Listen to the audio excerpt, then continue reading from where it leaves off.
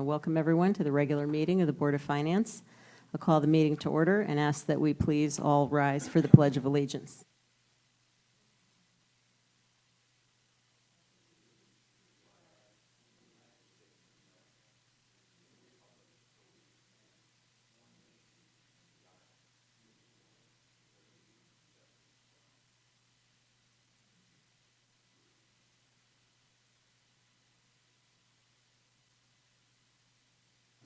To the members of the public who've dialed in or joined us on the WebEx tonight, please know that you are muted and will not be heard by board members, and there will be no live public comment until called for during the meeting. We will welcome public comment on voting items 4 through 6 on the agenda. Members of the public who are logged in through WebEx should use the chat function to indicate you'd like to be heard on a particular item, and you can do that at any time from now up until the item is called. Members of the public are always encouraged to send their comments and questions in writing to the board at the following email, bof@fairfieldct.org. If you do so, please remember to include your name and address as you would with live comment. I want to note for the public that this is our board's last regularly scheduled meeting before the summer break. I expect that we'll have some committee meetings over the summer, which will be noticed to the public as they're scheduled, and we will schedule special meetings of this board if the need arises. With that, we'll move to item 3 to hear an update from the tax assessor on the BAA results and status of court cases. The materials for this item began on page 1 of the posted backup online. And Ross Murray, the tax assessor for the town, is here to take us through this item. Mr. Murray, welcome. Good evening, and thank you for having me tonight. So I can start by going over the summary that we prepared for the BAA. So this is our third year into the revaluation. So we expect the appeals to diminish. They diminished a little more than we expected. There was a total of 53 that were filed. 6 of those withdrew or were failed to appear for their hearing, and 11 were commercial appeals with a value greater than $1 million that the board elected not to hear, which they can do by statute. So they heard a total of 36 appeals. It breaks down as 25 residential. There was 2 commercials that were less than $1 million, 6 personal property, and 3 motor vehicles. And so they heard those 36 and rendered decisions on it. They reduced, I don't know if I have that total in front of me, 17, they reduced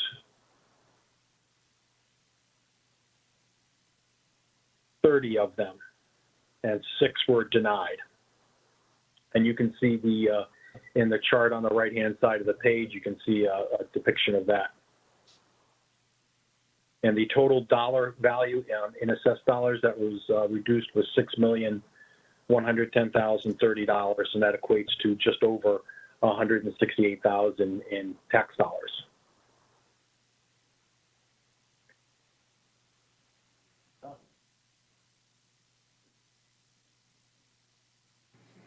Okay, do you want to move on to the court cases or pause for questions here?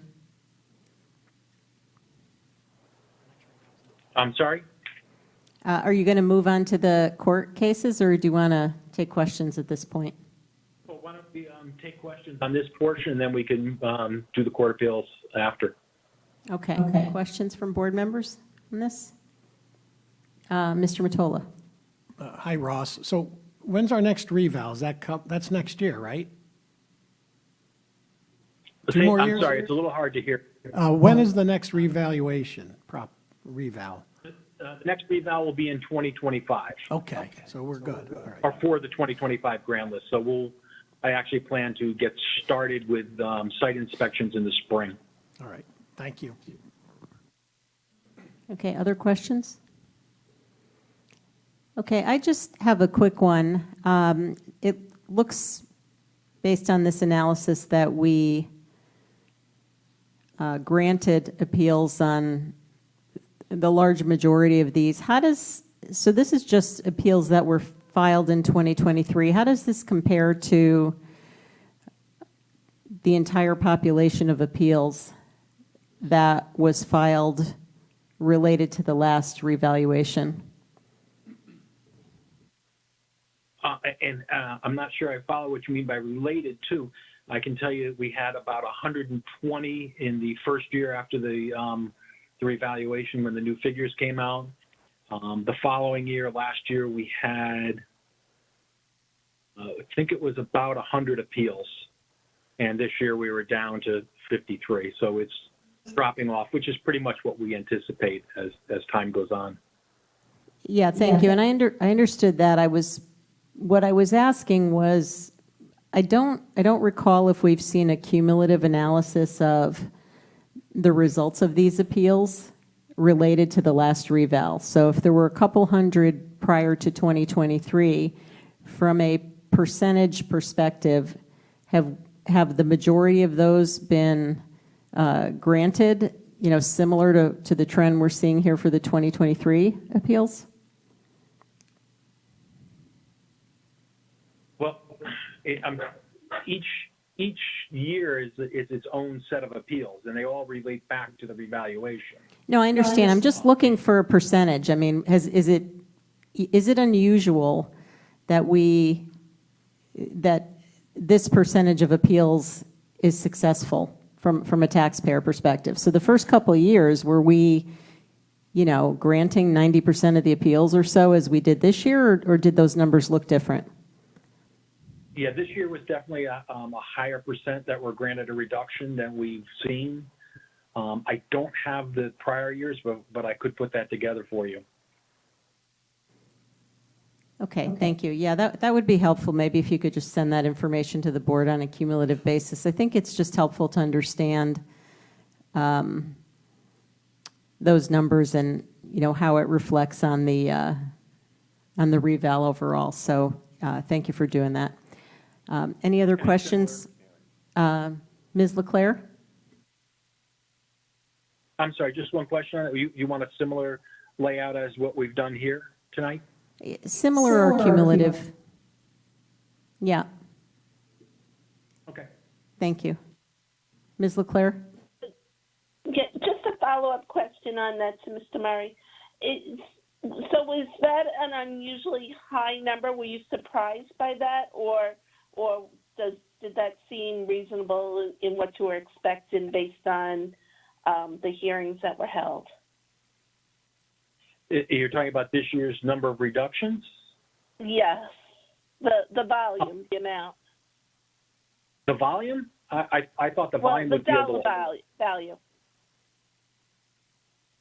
So the dollar value that was appealed, or the dollar value that was reduced? the amount that was reduced. I think it's a little higher than I've typically seen. The board, this board certainly grants more and more in full than than other boards I've worked with over the years. Okay. Because even though they're appealing this year, it goes back to the original valuation date, correct? No, that's not correct. So No? their appeal is based on the happenings in 2020, based on the valuation at that point in time, but it is only effective for the 22 grand list through 24 until the next reval. So it's not retroactive. No, I understand that it's for this year forward, but the value is the last valuation date. That's correct. Okay. Thank you, Ms. LeClaire.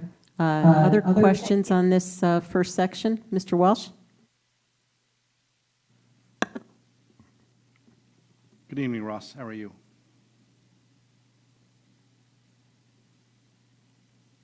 Can you hear me? Barely, sorry. Okay, I'll speak louder. Can you hear me now? There we go. Okay. Yes, I can. All right. So, I just came in late on this conversation because I was caught at my office, but a couple of things you just said kind of, I guess, interest me and concern me. So, first of all, the large amount of appeals that were granted this year, the assessed dollar reductions, you said was larger than normal, correct?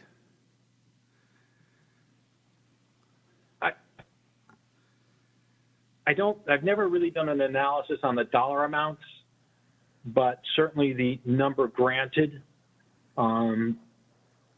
is greater than I typically see, and more often I've seen boards do they do a grant in part. They don't grant the full amount that the appellant has asked for. All right. Does seeing these large reductions in full, does that suggest that there could be a flaw in our assessment process?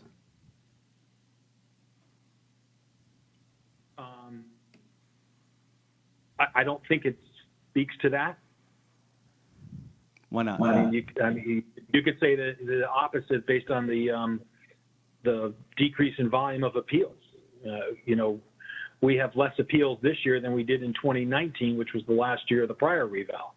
There was over 100 that year. Okay, but was there more of a problem with that previous assessment? So the last year of the previous assessment came from an assessment I thought there was more problems with, or people from the public had more problems with, correct? I think the appeals are more driven by the current market than they are on, than they are a reflection of the quality of the revaluation. Can you explain that? I mean, because what I'm not understanding is, are you suggesting that the market has gone down and people think that their properties are worth less? No, it's actually the exact opposite. As Okay, the market's so- climbing, people don't perceive that their assessment is too high. So there's less appeals. If the market's down or flat, they tend to look at their assessment and think that it's too high, so they're more likely to appeal. Okay. From the most recent assessment compared to the assessment before, when was there more public outcry about it? Was it this one or the last one? The prior one before? I wasn't here in 2015 when the last reval was done, so I can't speak to the public reaction. All right. So, based on what you're saying, is that you've never seen so many full reductions in the assessed the dollar reductions for the full amount that people were asking for than this year, correct? Right. The board was more likely this year to grant what the appellant asked for. All right. Has the board changed? The board has changed last year, so this is the second year for this board. Last year they did have, I believe, 2 additional appointed members to help because they were anticipating a higher volume. Okay. And when they're doing the appeals, what is your role in that process? Do you offer them advice? Do you give them your opinion on what to do? Only if asked. Okay. And All right. they don't generally want me to provide an unsolicited opinion. Is that always, or is that something new? Because I heard your role before, a couple years ago, was very involved. Am I mistaken? No, that's true. And again, speaking about past, I've generally worked with the boards quite closely. As this board's makeup has changed, I'm definitely much less involved in Okay. not questioned quite as much. I guess the question I have is under the statutes of the state of Connecticut, are you supposed to be as involved? I mean, I thought that's why we had an elected board to make the decisions. The statutes are kind of silent on the assessor's role. You know, they don't say that you have to be involved. They don't say you can't be involved. So it's really sort of, it's up to the board. Okay, so since you think the statutes are silent on that, is there case law that you've seen on this issue? No. Okay. When an appeal goes to the Superior Court, it's de novo, it's starting over, and very rarely does anything that the board has done, is that brought into the trial or into the case. Okay. But you believe you should have a stronger role than others, than other assessors that you know? Can you repeat that? Do I have a stronger role? No, or do you think your role should be stronger, that you should give your opinion more on individual appeals? I certainly would like to be able to provide them information and insight from the office's point of view. Okay. Because I knew from talking to your predecessor that wasn't the case back then, before that. So I'm just trying to figure out what the role is, because you seem to have a more activist role in the BAA. Would you say that's correct? You're asking about my predecessor's roles? Yes. I believe that it's, I don't know for sure, but my understanding was my predecessor was not involved. But I believe that might have been his choice. Yeah, and I spoke to your predecessor about this back then, and they thought that they didn't have a role in this at all. That's why there was an elected body in charge of it. Okay. All right. All right. So when did your role, do you think, start changing with the BAA, where they used to ask your opinion versus now not? Why do I think it's changed? When? The makeup of the board, when the makeup of the board changed, is that when you felt that your role had changed? No, can you repeat that? Sure. Are you able to hear me? It's not great connection, unfortunately. All right. Only because in this room it sounds like I'm screaming. So when do you feel like your role changed? When? On the BAA?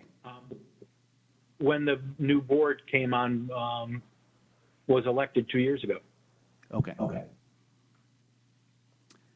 I have no further questions at this time. Thank you. Okay. Thank you, Mr. Walsh. Mr. Curley? Thank you, Madam Chair. I recognize that we have another page of detail to go over with respect to the court appeals, but I'm not sure if this is a question directed, if this should be directed to Frank on the budget side, but at the appropriate time, I'd like to make sure I understand how these numbers compare to the BAA adjustment that we had in our budget at the final budget meeting when we set the mill rate, because at that point, the BAA adjustment was looked like about 13.3 million, and I just want to understand how these numbers tie back to that budget number. So, I can, yeah, I can take that. Can everybody hear me? Yep. Okay. So that BAA adjustment and other number in the mill rate sheet of the budget is it's BAA adjustments, but it is also other adjustments, certificates of correction. Ross can tell you the different types of adjustments that there are. But that is the number that reflects all of those adjustments to get you to the final assessment. And it's a point in time. So although the BAA appeals, that's more of a finite time frame when people can appeal and when there can be a decision. There's always adjustments being made. So if we ran a report today on the assessment, you wouldn't necessarily be able to tie exactly to that number. And Ross may have some percentages on what, of the number in the budget, what are the BAA adjustments, and then what are the other types of adjustments? And I don't know if that answers your question. Thank you. I think it qualitatively does, but I'm more looking for a quantitative comparison, just to understand that if we had a $13.2 million number in our budget, how these numbers relate to that, and whether we have a pickup or a challenge. And maybe I'll clarify that. So it looks like we have we had 13 million in the budget sheet. We have a $6 million reduction on the first page. When we look at the court cases, I think if I'm reading this correctly, it is 0 thus far. And I think that's what Mr. Curley was asking. Understanding we know it's an estimate, but I think what he's trying to get to is how do we feel about the estimate based on what we are seeing to date here? Was that estimate high? Ross would probably be able to answer that question the best. I would say that estimate gets you that number, the BAA adjustment and others, right? There's a lot of things going on in the assessor's office besides these Board of Assessment and Appeals. And the mill rate sheet does its best to give the detail of how you get from the assessment, from the assessment past the exemptions and so on to the final assessment. And so in that BAA and other, like I said, it's a misconception that it's just BAA. There are other adjustments in there that get you to the net assessment number in the budget sheet. Okay. Mr. Murray, can you answer the question? I don't have detail on that with me, but as Frank is saying, there's all the adjustments that we make on an ongoing basis to the grant are in part of that estimated number, and we make changes daily to the grant list. Mr. DeWitt? Thank you, Madam Chair. But it is fair to say that 6.110 million is part of that 13 million, right? Yes. Right? Okay, so that's a component. Because I was going to ask the same question, because it's double that. And that's a big number. 13 million is a big number, but 7 million in other is a lot. That's if this were 8 or 9, I'd probably be like, okay, but I'm curious what that number is too, because again, under Superior Court Appeals, we wouldn't factor in the open because they clearly they're open, but it's 0. So the only thing I would think you'd see would be 6.11. So I'm interested what else goes into that number as well. What was the number 13? I don't. Yeah, I just pulled up the sheet from the prior meetings, and it's 13,342,148, and that was actually down almost 9 million, about 8.8 million from the previous year, where it was 22.151. So. Can I make a suggestion? So we had asked if Mr. Murray could follow up with a cumulative look, or each year following the reval of what these adjustments were. The claims were substantially higher in each of the 2 prior years, that we could get an overall picture of the number of adjustments that were requested and granted based on the last valuation. So maybe when we get that update, we could also, and I think it's fine to include it in one line item, but maybe just add in what those other adjustments are to date, if you can do that. I would have guessed, and I don't have any basis for this, I would have guessed that the appeals would be the larger portion of the total, but maybe we can get those numbers. I think that would be helpful based on the questions. Yeah, and Okay. I just want to, I just want to reiterate on the point that mill rate sheet is not, meant to be an explanation in detail of all the things that affect the grand list. I can say that the final number that the mill rate is based on is the assessment, is the grand list at the time that we pass the budget. And that is, I believe, Ross, after the Board of Appeals has heard all of those items. So just getting to the question of, is it a good estimate? It's the best estimate that we have, because that is the net assessment of the town at the time that we run that. And like Ross said, is it going to go up? Is it going to go down?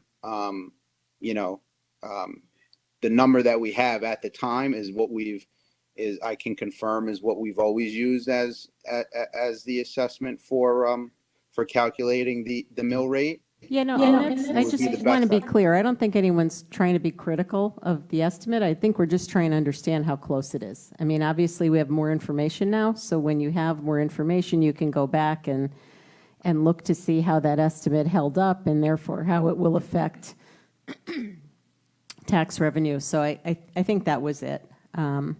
Okay. We can, I see the number is 0 for the Superior Court appeals, but Mr. Murray, is there anything you want to talk to us about relative to that second page of data that's in the backup?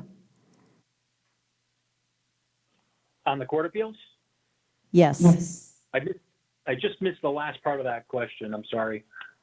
Okay. I recognize that it says there's been 0 in terms of reductions thus far in 2023, but is there anything important that the board should know about that remaining population of cases? Anything you want to communicate on this second page of data? Sure, I can give you a highlight of what's left open that hasn't been resolved yet. We started in 2020, we had, I believe, 119 Superior Court appeals the first year, and then the next year was 22 was only 11, and then down to 7 so far this year, and that should be it. They have 2 months from the BAA decision to appeal to Superior Court, and all but 1 or 2 have now passed that 2-month mark. So that should be it. And the last 2 years, it's been all commercial. It hasn't been any residential appeals. So we have 19 appeals remaining open. We have, I would say, 2 large ones. We have Aquarian Water Company, the water treatment plant. It's about $44 million. That's been ongoing. We've both sides now have an appraisal, and we are scheduled to have a mediation on that in later part of June. So that's we're at 44 million, and their appraisal is at 29. So we've got quite a spread at this point. So we're hoping with the mediation will give us a clearer picture on what a judge will think of our opinions and theirs. So we'll have a better direction at that point. We have 3 properties under that are Penske properties. They're car dealerships, service center, one of the service center, and that totals about 30 million. So that's the other large outstanding appeal. We've recently just done a site inspection on that. These are appeals from just last year. So we don't have appraisals on those yet. So hopefully once we have appraisals, we could, I'm hoping that we could resolve those. And that's really the large appeals that are outstanding. We recently settled several RK properties on the Brick Walk and on the Post Road. There was about a dozen of those, and we did have pretty favorable settlement, I believe, on that, and that eliminated about $40 million in appeals, and settled those for about, I think, an overall 5 to 6% reduction. Okay, thank you. Questions from the board on this second page? Mr. Mottola? I actually have a question on the first page, but you don't have to go to it. But my question is, for the BAA appeals, does the board have legal counsel there giving them advice and guidance? I'm sorry, could you pull my? Yeah, does the BAA, when they're hearing the appeals, do they have legal counsel giving them guidance and advice? At the BAA? Yeah. No, well, I shouldn't say no. They're not required to have an attorney. Some people do have attorneys represent them. I'm talking typically about, the commercial. Ross, I'm talking about our side. Is there someone from the town or your office? I shouldn't say your office, but is there a town attorney, for example, giving the BAA? Okay. Do they ever ask for any legal advice, the BAA, when they're doing their business? Do they ever ask for the attorney's opinion? Well, not on a particular appeal. They have, Okay.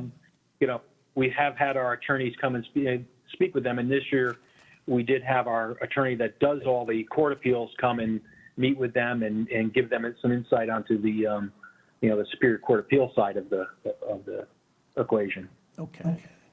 So is that like, does that happen once a year where our town attorney will come and speak to them?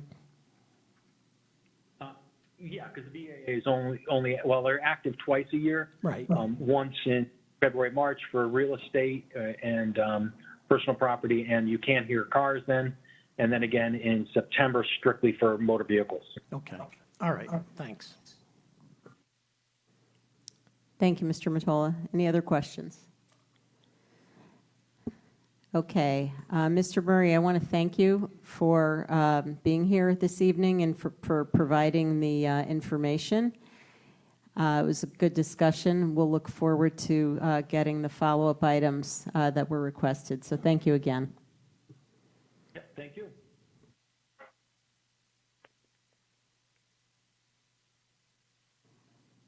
All right. We will move on to item 4 on the agenda. Whereas the town will receive grant funds from FEMA in the amount of $256,335.95 as reimbursement for money to be spent by the town's Department of Public Works and their contractor in fiscal years 24 and 25 related to infrastructure repair caused by Storm Ida. And whereas the town desires to appropriate the grant funds to the Department of Public Works to be used for said infrastructure repairs. Now, therefore, be it resolved, the town hereby appropriates the grant funds to the Department of Public Works and authorizes the grant funds to be used for infrastructure repair purposes. Can I have a motion to hear this item? Mr. Walsh, seconded by Mr. DeWitt. The materials related to this item are included in the posted backup. Beginning on page 4, we have Mr. Hurley to take us through this item. Welcome. Good evening, financiers. The background for this FEMA reimbursement is that the remnants of Hurricane Ida deposited 4 to 6 inches of rain in a span of a few hours that resulted in stream and pipe overflows, causing damage to the town's infrastructure. After a 1.5-year review with FEMA regarding documentation of the damage, eligibility, and approved cost estimates, FEMA has granted formal acceptance of these repairs. FEMA has issued 4 project worksheet awards that total $256,335.95. These projects involve stabilizing eroded slopes within the public right-of-way, culvert replacement, and culvert bridge foundation repairs. Projects are currently in the permit review and contract bid process. FEMA has obligated these funds and formally awarded funding for reimbursement of these projects, and backup provided the award letters in the backup material. The proposal includes 4 project worksheets, which were Verna Hill culvert replacement, Horse Tavern Brook retaining wall repairs, Twin Brook Lane slope stabilization and material removal, and a group of 4 bridge/culverts at Merwin's Lane, Governor's Lane, Hillside Road, and Greenfield Hill Road bridge culverts that are in need of scour repair. The request is based on the approved amounts by FEMA for reimbursement, which they use the RS Means project cost and quantities that were confirmed by FEMA and the engineering department. I just did want to give kudos also to Mega Jane and even myself, where we often worked after hours resolving these issues with FEMA. Category A and B were the emergency work, and they've been completed and reimbursed. Category C items, which are more described as permanent work, and those are the ones that are being presented today, have finally been approved and will be paid up front per the project worksheet, based on, again, the field measurements by engineering and FEMA. So I'm here to answer any questions that you might have regarding this reimbursement. Thank you, Mr. Hurley. I want to open it up to the board, but before I do, can you just clarify, are these reimbursements, or maybe the answer's here on the sheet, what percentage of the cost are they covering? And if not 100%, where does the remainder get funded from? The summary of these sheets are based on each project that we went over. If the project goes, say, for the first one here, we have 95,000. If it's 92,000, and then the next one is, say, 47,000, it all balances out and comes out to $256,335 that would be paid to the town. There is a 10% DPW share if it's needed for the either contingency or if we go over the amount. And if we go under the amount, we can apply that to other infrastructure repairs that FEMA did not approve. There's one or two bridge culverts that, because of the road classification, we would have to seek reimbursement from the Federal Highway, which is even worse than FEMA. And for the $5,000 or $10,000, we're just going to repair them on our own. But we went through every single one that the town thought was eligible, and these were the ones that FEMA agreed upon. That's the amount there. There is money in the capital improvement, the operating budget for DPW. And if we go what I'd call significantly over, if it's like 5,000 or 10,000, we'll just take it out of the operating budget. But if it was significantly over, the town does have the right to go back to FEMA and ask for additional money on that. We would have to obviously well document it, but we have that right to do that.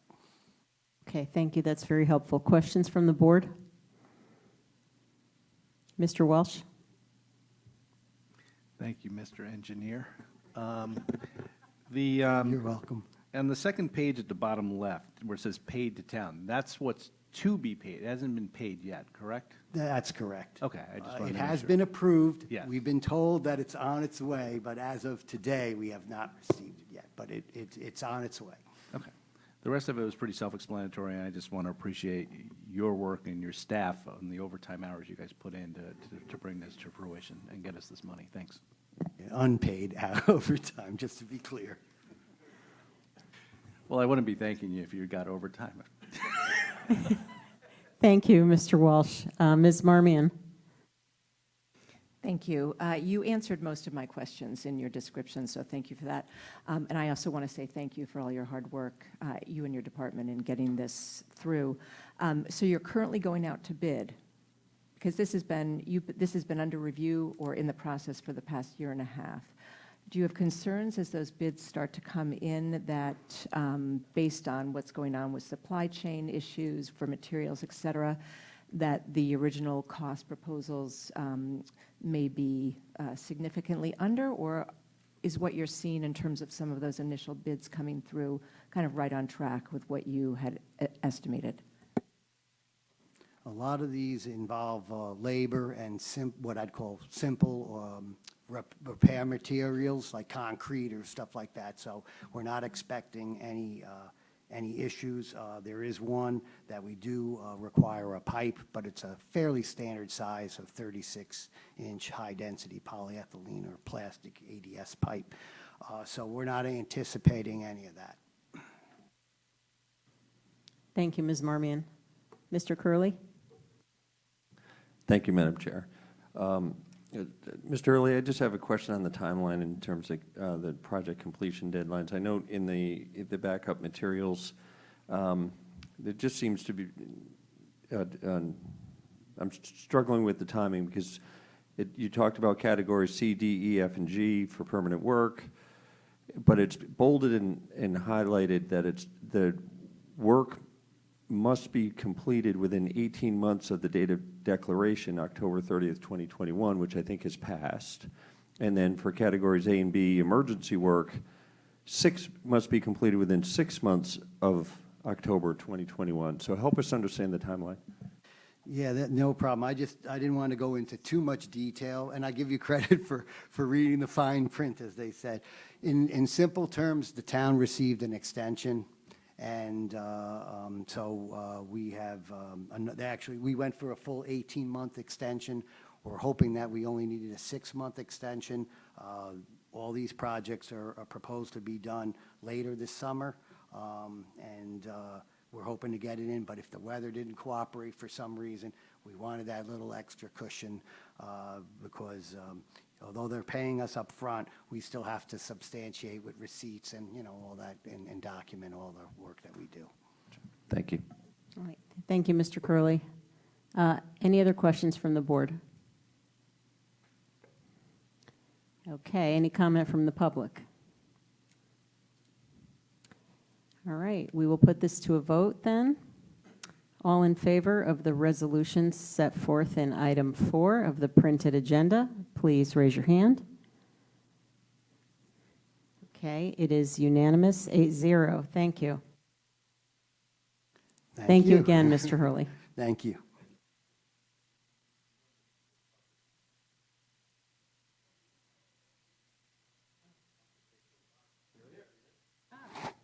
Mr. Stark, I didn't see you. Welcome. Did you vote for that item? All right, I think it's 9-0. So let's correct the record to 9-0. Let's turn my camera on. Okay. Thank you. Well, we hope you had a nice graduation celebration, Kevin. Thanks for coming. All right. We will move on to item 5, to hear, consider, and adopt a resolution appropriating $148,000 for the costs related to uses of the Coronavirus State Fiscal Recovery Fund and the Coronavirus Local Fiscal Recovery Fund. The full text of the resolution is included on pages 27 and 28 of the posted meeting materials, and it includes a proposal to use currently unallocated funds for 2 projects, $108,000 for the Police Safe Corridor program and $40,000 for a Fairfield Museum exhibit. Can I have a motion to hear this item? Mr. Mottola, seconded by Ms. Marmion. All right, thank you. If it's okay with the board, I'd like to propose that we first hear each of the 2 spending proposals from the Chief of Police and the Museum Director, and then we can turn to any questions on the overall status of the available COVID funds, and we have Mr. Schmidt here for that. So if that's okay with everyone, we'll start with the Police Safe Corridor proposal. Those materials begin on page 38 of the posted backup. I want to welcome Chief Calamaris tonight, and I will turn this over to him to take us through it. Welcome, Chief.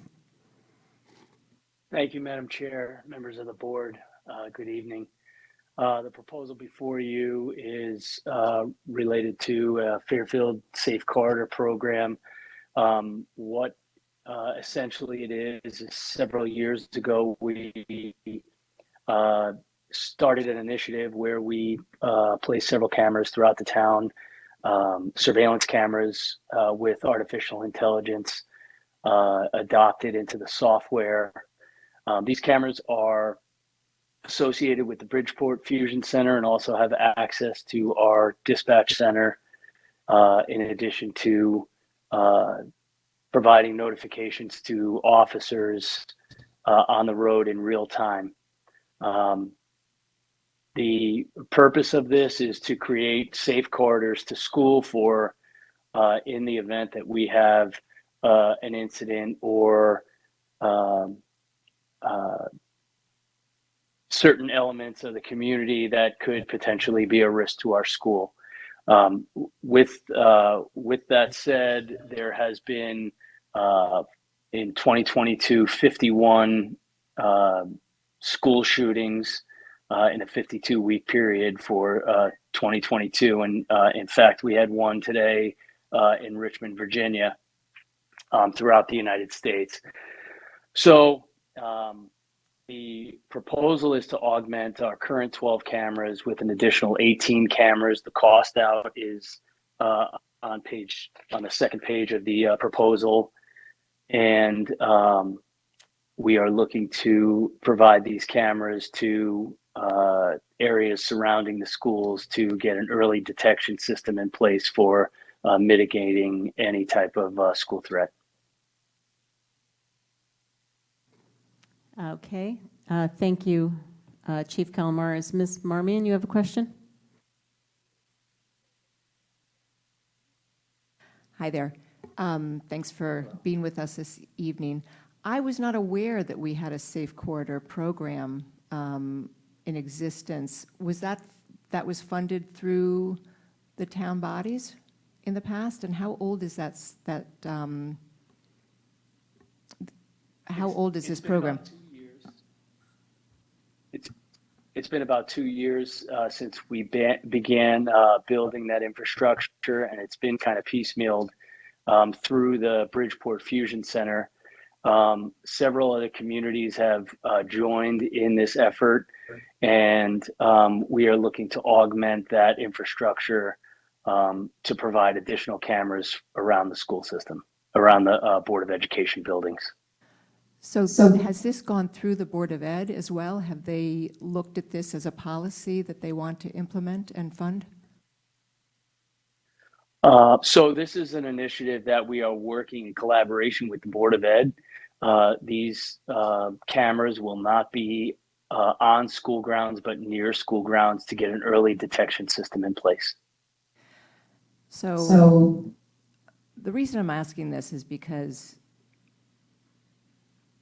there's somewhat of a slippery slope when you talk about keeping the public safe and especially keeping our students and staff and educators safe, and then privacy issues and civil liberty issues. And I happen to live near one of these areas, the Goddard School, which is mentioned in the backup, and I'm about a block away from an elementary school.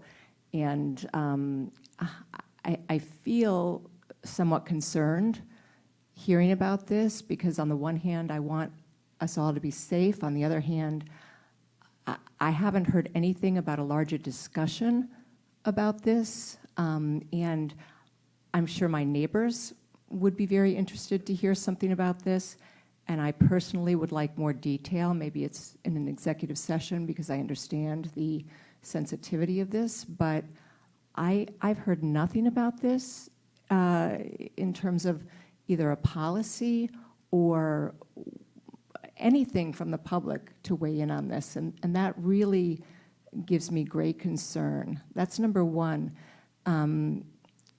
Well, let me just leave it at that and see if anybody else has any comments, or if you want to address that. Thank you.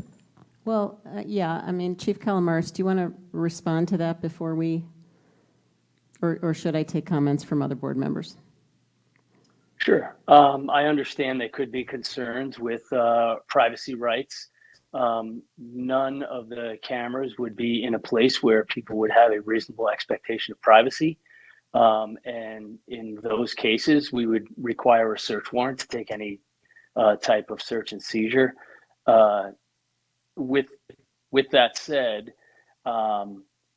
there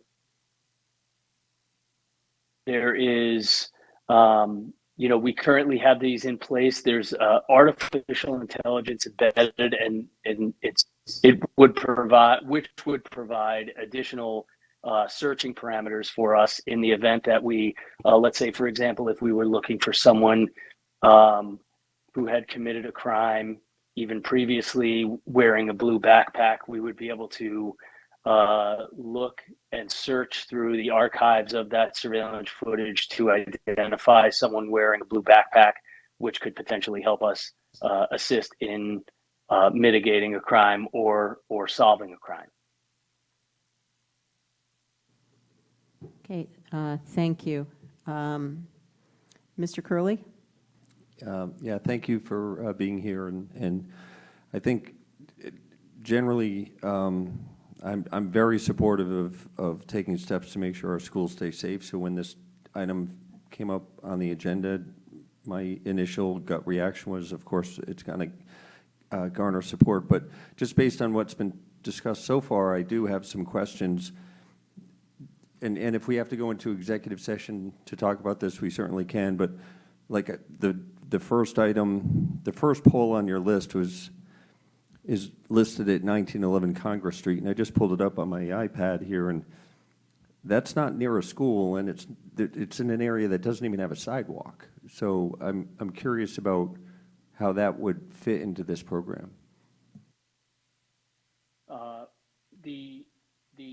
There were some areas that we had to, I guess, for lack of a better term, adjust our positions relative to permitting and the use of United Illuminating poles. We worked with DPW, John Cattell, who's done this in the past for other municipalities and assisted with us in locating and navigating the permitting process for areas that were in the public right of way or on private property. That's why some have private property. For example, Scat Mitsubishi and the other one at the Goddard School that was mentioned earlier.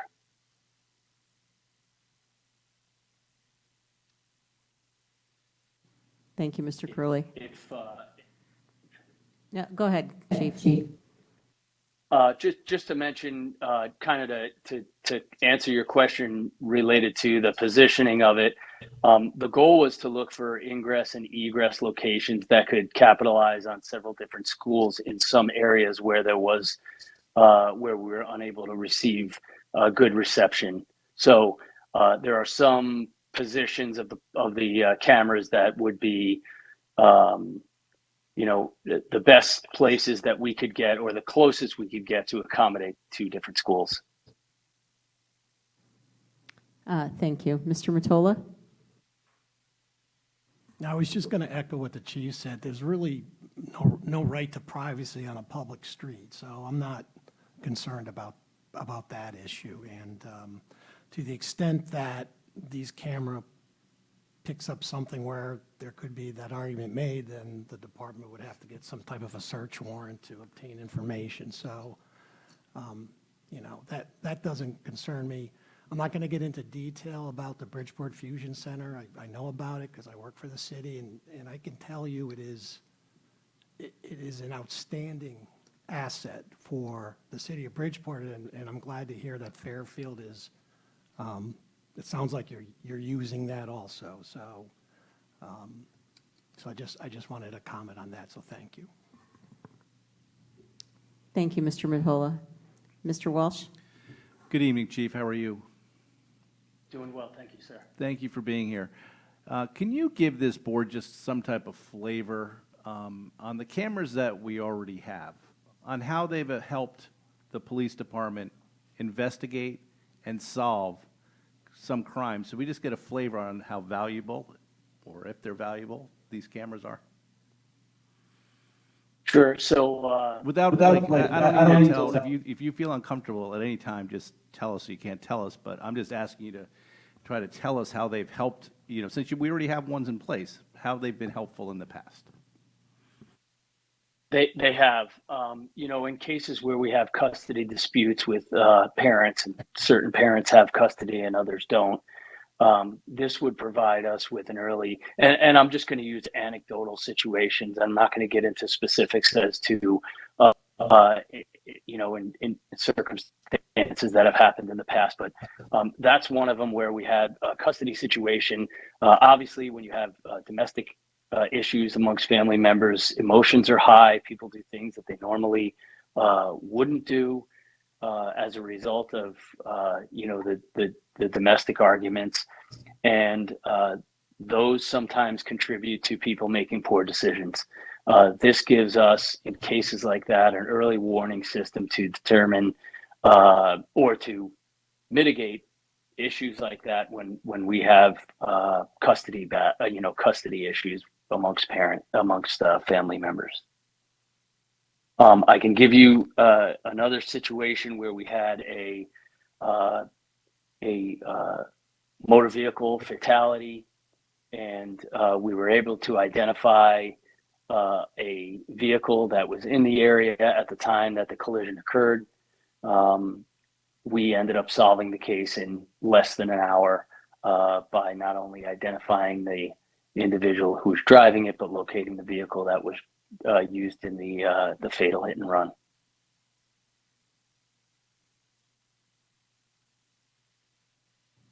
All right. Well, I appreciate those couple of instances. Thank you very much. Thank you, Mr. Walsh. Mr. DeWitt? Thank you, Madam Chair. Good evening, Chief. When I read the backup, I was really surprised to see the camera locations on here, because I know when we talk about school safety, especially, we're always very careful. Are we mandated to have to announce where these locations are because of this program?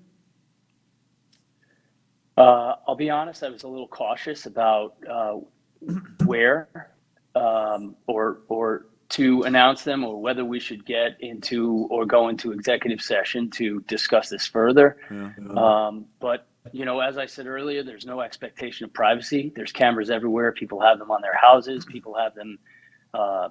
Every intersection you go through, there's cameras on 80% of those state lights that you go through on the post road. They are constantly surveilling the vehicles that are driving through. They use them for other reasons, but they are in place and they are there. So I thought it'd be prudent to just make it an open forum. Yeah, got it. Listen, I'm supportive of this, and I'm with you. You can't. If anybody has Nextdoor app, man, every day there's another video from a door cam. So, I was just curious if we had to mandate it because they were on here, but I will support it, and I have a follow-on question when we get through the library on the overall bond. So, thank you, Chief. Thank you, Mr. DeWitt. Chief Calamaris, I just have a question. I was also surprised when I saw the locations, given that, as I started reading the backup, this was described as a project that was meant to enhance school safety. And you did mention earlier that you were working collaboratively with the Board of Education. Did you actually mean the Board of Ed or Fairfield Public Schools? Because I guess two things. I wasn't aware that the Board of Ed had taken up or discussed this issue. And I guess my broader question is, the superintendent has indicated to our board that he intends to use some FEMA grant money that was received to do various things to enhance school security. And my guess is that those things involve security features on site at the schools versus what this is. I guess my question is there any connection between what we're doing here and the school security projects that the superintendent is working on? Is this something that, do these systems talk to each other, or is this connected in any way? Can you, to the extent you can you help us, understand those aspects of this? Sure. For clarification, I meant the superintendent of schools. So he and I have spoken at length with Captain Eddie Waya, and he has a plan to implement upgraded infrastructure for surveillance systems within the school. As you know, there's 17 schools that need infrastructure upgrades, and he is working with our school safety unit to determine where those locations are, and it is I guess it would be my assumption that the same individuals that he was speaking about that are looking at implementing his upgrades are the same people that are coordinating and assisting with ours. Those from the Fusion Center, those who manage the Fusion Center.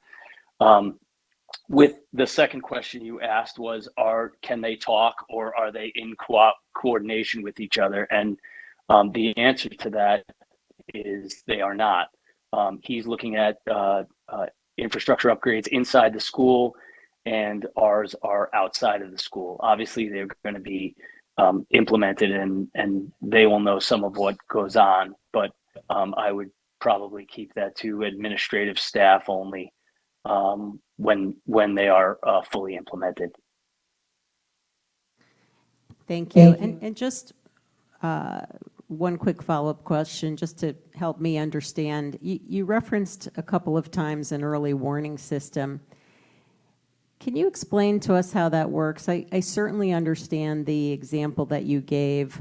You mentioned a traffic fatality where, these cameras were helpful in identifying the vehicle that was involved and therefore the driver, et cetera. So I understand that, but I don't understand the early warning piece. I mean,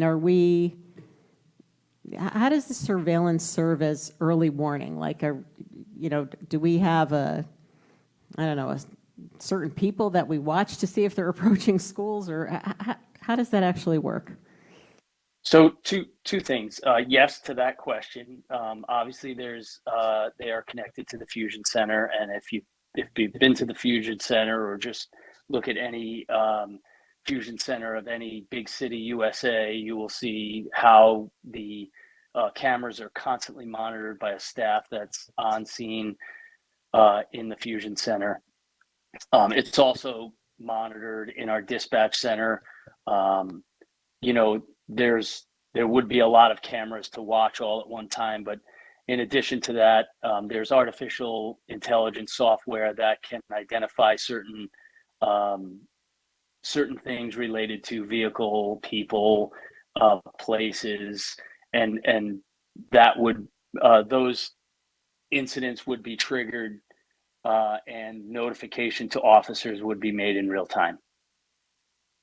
I'm trying to be a little bit vague with the technology that we're using for obvious reasons, but essentially that's what it is. No, I understand that. Thank you for that answer. Any other questions? Mr. Walsh. And Chief, I'm thinking about school security, and if you can't answer the question, I understand. But if you had a specific threat against a specific school, and you knew who the individual was, and you were able to identify what their license plate number was, is that something you could program in, and if somebody got close to the school, you would know that they got close to the school if they went by one of these surveillance devices? Yes. Okay, thank you. That's all I need to know. Thank you. Thank you, Mr. Walsh. Mr. Testani. Yeah, thanks, Madam Chair. Hey, Chief, how are you? Doing well. Well, first, I think this is a great program. Just curious on, I understand the purpose of it, obviously, and I'm supportive of it. Will you be able to utilize some of this if there is a SWAT situation as well, or is this strictly for school? Can it be applied to I'm guessing, any incident within the town? Yes, it can. Like a potential SWAT type of thing? Yes. Okay, so and it would depend upon where in the town the incident is, right? I mean, these aren't going to be everywhere, right, in the town. So best upon the closest location, I'm guessing, right? It'll help you project from the closest location. So if there's, let's say, an incident that's maybe half a mile, 3/4 of a mile, what's the range, I guess, is what I'm asking for each of these units? That's a little technical for me, and I don't want to speak out of line. So I would say that we have had much success with the camera systems that we have implemented Already? thus far.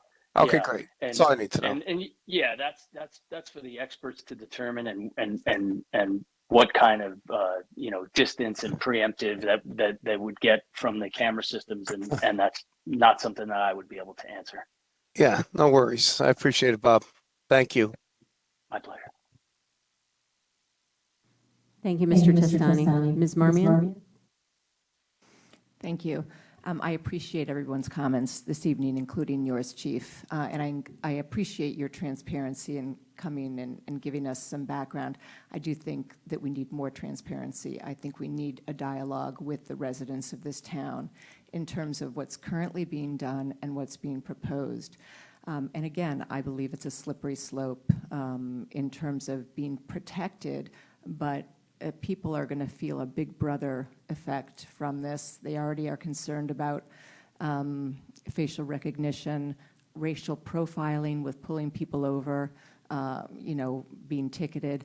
I mean, there's so many issues, and especially with everything in the news with artificial intelligence, the good, the bad, the ugly, that I think we owe it to the people in this town to have a much broader conversation, not only about what's being proposed, but with what's already going on. And I think you'll find a lot of support for this type of a program in terms of safety, especially with the horrific issues going on with school shootings. And I'm certainly very, very concerned about that, but I'm also concerned with what we might give up. And I want to understand exactly what's being done, with the understanding, of course, that some of this is, you don't want to get into specifics. I would like more statistics in terms of the proximity issue. You said these cameras will be in proximity to the schools. Well, not always. So there's a lot of seeming flexibility in terms of what that word proximity means. I'd also like to really understand, not anecdotal information, but whether or not these systems have actually worked to deter crime. What are the statistics in other communities? Because again, we're giving something up here, just as we may be gaining it. I cannot support this. I don't think it should be coming under ARPA funding. I think it should be coming as part of a policy initiative with a lot of detail that comes under a budget request so that we can have a full vetting. Thank you. Thank you, Ms. Marmon. I appreciate and I respect your opinion very much. Thank you, Ms. Marmion. I appreciate your comments as well. Chief, do you have any, I don't want to put you on the spot, but do you have any thoughts about this notion of transparency to the public and how your department, first of all, do you agree with the notion that there should be more communication and transparency? And do you have any thoughts on how you might, if you do agree, how you might accomplish that or go about that? Yeah, I'll just give you some final thoughts. Our profession is based on people and places, the things they do, and the times that they do it. And this technology would assist us in not only mitigating crimes from occurring, but also crimes that have already occurred. So my opinion is that we have seen success with it. We have seen great success with it. And the city of Bridgeport has seen even more success. Obviously, they have a far greater fall volume than we do. And we're just hoping to augment our current conditions to improve the security and the safety of our community members. Okay, any other comments on this item? Good, John. Mr. Mottola. Yeah, so just maybe to alleviate some of Ms. Marmion's concerns, I I know you mentioned racial profiling, and I'm familiar with that subject based on my work. Under the law, the Alvin Penn Act, each municipality has to report to the state the race of individuals who they pull over, and the state looks at those statistics and can make a determination of whether any municipality is engaged in racial profiling. And if they are, there's some consequences that could come of that. So the state, through the Alvin Penn Act, is on top of that. And Chief, I don't know if you want to comment more on that, but I think what I've said is relatively accurate, correct? You are correct. The Alvin Penn Act requires mandated reporting for law enforcement agencies to report the stops, not only motor vehicle, but soon to be pedestrian stops of law enforcement officers on community members. So anytime that stop is conducted, anytime our officers have an interaction with the public, it is recorded on video camera. So even in a you're all forgetting, every single interaction we have with the community is recorded. So whether it is a car driving by a street and a camera catches that car on camera, or someone walking on a sidewalk, anytime an officer has an interaction with a civilian, we are interacting on body camera at all times when we are working. Yeah, do you have to, my understanding is you actually, if one of your officers pulls somebody over or stops somebody, do you have to actually give them a card that says that if they felt they were being racially profiled, that this is how you report it? Yes, that's correct. Thanks for clarifying that. Thank you, Mr. Mottola. Anything else on this, Mr. Walsh? Yeah, I'm in support of this. For the instances that the chief mentioned, I mean, a hit and run fatality in this town that may not have ever been discovered, that alone should authorize the price of this. The fact that we could have a specific threat against our school children at a specific school and know who the person is, and we would get an early warning about it, it's priceless. For all those reasons, and I'm sure, Chief, there's many others you can't talk about, I don't see why we wouldn't approve this. I mean, I'm a little more interested from what the chief said, that every stoplight in this town has a camera on it from the state of Connecticut, and we have no idea what they're doing with it. We should get our state reps in here to explain what they are doing with it. But anything that's going to reduce crime, anything that's going to stop people from coming into this town to steal cars out of people's driveways, and now on Reef Road, didn't somebody just shoot at a person came out of their house while their car was being stolen, and the perpetrators took a shot at them? Yes, sir. Yeah, I mean, the game's changing here. I mean, if these people are going to all be carrying guns and coming into everyone's driveways, it's going to get a little crazy. So anything that's going to stop crime, I'm in support of. Thank you. All right, thank you. Chief Calamaris, I want to thank you again. We're going to hold off on voting on this item because we're going to vote on the entire motion. That includes the Fairfield Museum proposal. So if you don't mind hanging tight, if you want to wait for the vote, that would be great. And the same for public comment. If there is any, we will wait until we hear both of the items in this motion. So Fairfield Museum. Thank you again. Fairfield Museum, those materials begin on page 29 of the posted backup, and we have the executive director of the Fairfield Museum and History Center here, and I'm going to apologize in advance. Mike, is it jelly, like peanut butter and jelly? Or It's pronounced Jaylee. Jaylee, okay. Right. All right, Mr. Jaylee, thank you for being here tonight. And I will turn this over to you to explain the proposal that you have. Well, thank you, Madam Chairwoman and members of the committee. I'll try to be very brief. I know this is a long meeting. In short, the Fairfield Museum, which has been a part of this community for close to 120 years, We opened in 2007, our current facility at 370 Beach Road. We have been working over the last almost decade to conduct research that gives us a much broader understanding of our community's history. And we've been working and deepening our relationship with Fairfield Public Schools and other organizations in the area to offer programs around that information. We embarked last year on the planning, and now we're in the midst of construction of a major renovation of our core gallery, which is called Creating Community. And that gallery explores the 400-year plus history of our community.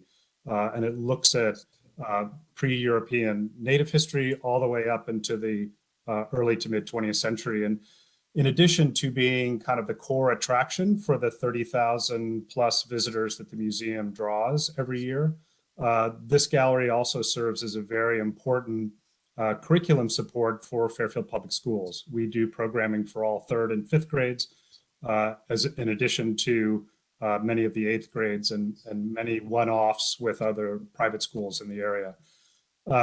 We embarked in January on this major capital renovation. It's a $260,000 project. And our request to the town was to consider investing a small portion of the ARPA funding to help us leverage the private fundraising that we're doing to create this asset for the town, which will not only, as I said, support Fairfield Public School students, but also be a major draw and a major economic driver to visitation to the community. The project is underway. It's a capitalized project, which will be up for 10 to 15 years. We are kind of in the final month of completion of that. So it is underway, and we're requesting the town's investment in this long-term capital resource for the community. Okay, thank you, Mr. Jaley. Questions from the board? Mr. Curley. Yep, thank you, Madam Chair, and thank you, Mr. Jaley, for being here. Just want to understand the numbers behind the project. I think the project itself, the description was very clear and certainly an admirable project, so kudos for pulling it together. In the board's letter to the first elect woman dated March 21st in our backup, it talks about the project's cost of roughly $250,000. You mentioned that you've successfully raised roughly 2/3 of that cost, and there's a mention of a request to help us reach our $100,000 fundraising goal. The request that's in front of us tonight is $40,000. So I just want to understand that the specific ask, if we approve $40,000, does that still leave you with $60,000 to raise, or help us understand the numbers behind the project? Sure. Thank you for that question. Since that letter was sent, we have continued to make progress. And I do want to point out that the project is significant enough that we've attracted funding from the National Endowment for the Humanities, the National Park Service, statewide agencies. So this is a prominent project which we've been successful obtaining, very high-profile funding for. We are currently about $75,000 shy of our project goal for this. So this $40,000, which is what was recommended by the finance department, will help us get more than halfway to finishing that goal. And you mentioned that the project is almost complete, near complete. I imagine that that extra $30,000 you'll continue to try and privately fundraise to finish the project, correct? Oh, yes. The museum's been using some of our cash reserves to keep the project on track until our fundraising is completed, which is not unusual. We're committed to making this project complete and ready, for the summer and particularly for the school season in the fall. So we had to pull into some of our cash reserves to be able to keep that on track. Thank you. No further questions. Thank you, Mr. Curley. Mr. DeWitt? I'll defer if anyone has any questions for the museum. I have a question on the overall bond. So Okay. Are we all let's, good? Yeah. Yeah, are there any other questions on the museum project? Mr. Walsh? It's really not a question, it's a comment. Mr. Jaley, welcome. Thanks for being here. And I thought you made a very good presentation, and I will say that I am a big fan of not only your museum, but also because of all the work it does and everybody in town who can use the museum and go to exhibits and stuff. But also the fact that you do privately fundraise, and I'm very impressed with that and how much money you've raised so far privately. So I think it would be the least we could do would be to give you some further seed money to show the town's support for the project. Further, on top of that, I know you'd asked for some money for some ARPA money earlier on for another project. I think it was a stage, and that didn't happen. And I think when the first select woman made her presentation to the town bodies about how to spend the ARPA money, what I was kind of impressed by what she did was she sprinkled it around so that it kind of everybody got something, it seemed like, from seniors to children to, all sorts of things. And, I think we'd be remiss not to revisit and giving you guys a little bit of that money. So I'm going to be a full supporter of that. So thank you for being here, and thank you for the presentation. It was very clear. Thank you. Thank you, Mr. Thank you. Walsh. I appreciate that support. Thank you, Mr. Walsh. Mr. Mottola? This might be better for Jared. So maybe I'm confusing things here.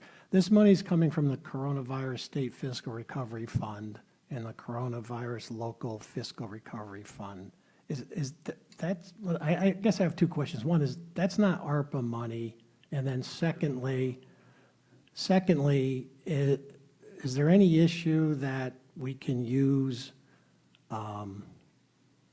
these recovery funds for something like this? Can it be used for cultural things like this? That's the only. Did I steal your question, Mr. DeWitt?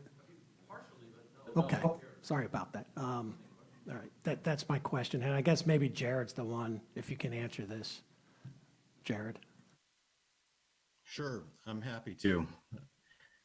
So that long title, the Coronavirus Relief State and local portion, that's the more precise name of the fund and the program where the ARPA money comes from. We just kind of refer to it all generically as ARPA money.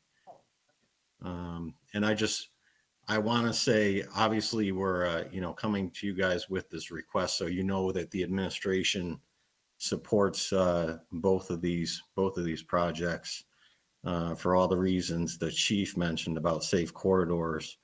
And we did have $400,000 that was proposed in ARPA money for the stage and restrooms related to the History Museum that was proposed to be allocated, that got removed. And so we've been, kind of waiting for an opportunity to be able to help out the museum. And we spoke to Mr. Jaley about this earlier, and happy that he came to us with this, and we're, very happy and excited to be able to make this proposal, and hope that everybody will support it. Thank you, Mr. Schmidt. Can you just also address the part of Mr. Mottola's question regarding how this fits into the ARPA guidelines, given the nature of this? Thank you. Sure. So most of the, I'll say most of the projects in the ARPA money, that there are some of them that don't fit under a particular purpose that's laid out in the rules of the ARPA program. And so we have this excess revenue. There's this excess revenue kind of catch-all provision in the ARPA funding that says that if you had excess revenue during the COVID period, that you could use that funding as long as it's for a governmental purpose or serves a public purpose. And so, many of the programs that that are on our list and that have had money allocated to them fall into that category. So we apply that that category of funding to those programs, and both of these would fit that description. Okay, thank you. Yeah, I want to say I initially, when I looked at the materials, had the same question. Mr. Jaley did clarify that this is a long-term exhibit and it's being capitalized. That was really my question. I didn't know if this was more of a temporary exhibit, in which case I would probably question the applicability of using the ARPA funds. Mr. Schmidt, just to be clear, does the town attorney weigh in on this subject, or do our auditors weigh in on it, or is this just a judgment that's made by the administration? In term on what specifically? Are you asking about the uses of the money? On whether the use of the money for these projects qualifies under the rules of the federal program. So we reviewed the program internally. I have put forth before the town attorney the different provisions. He has seen those, and I think he understands that catch-all of the excess revenue that happened during the COVID period, and that there are many programs that would fit under this because of the broad definition of a public purpose or a government program that qualifies for the funding. Okay, thank you. Yeah, I might just suggest maybe to get more definitive on that one point when this goes before the RTM, only because we've, been hearing about audits that are being done of municipalities on the, use of these funds. So just to get rather than assume that that he has signed off on it, I think that might just be helpful. I'm going to support it, but I just, I would not be surprised if that question comes up again.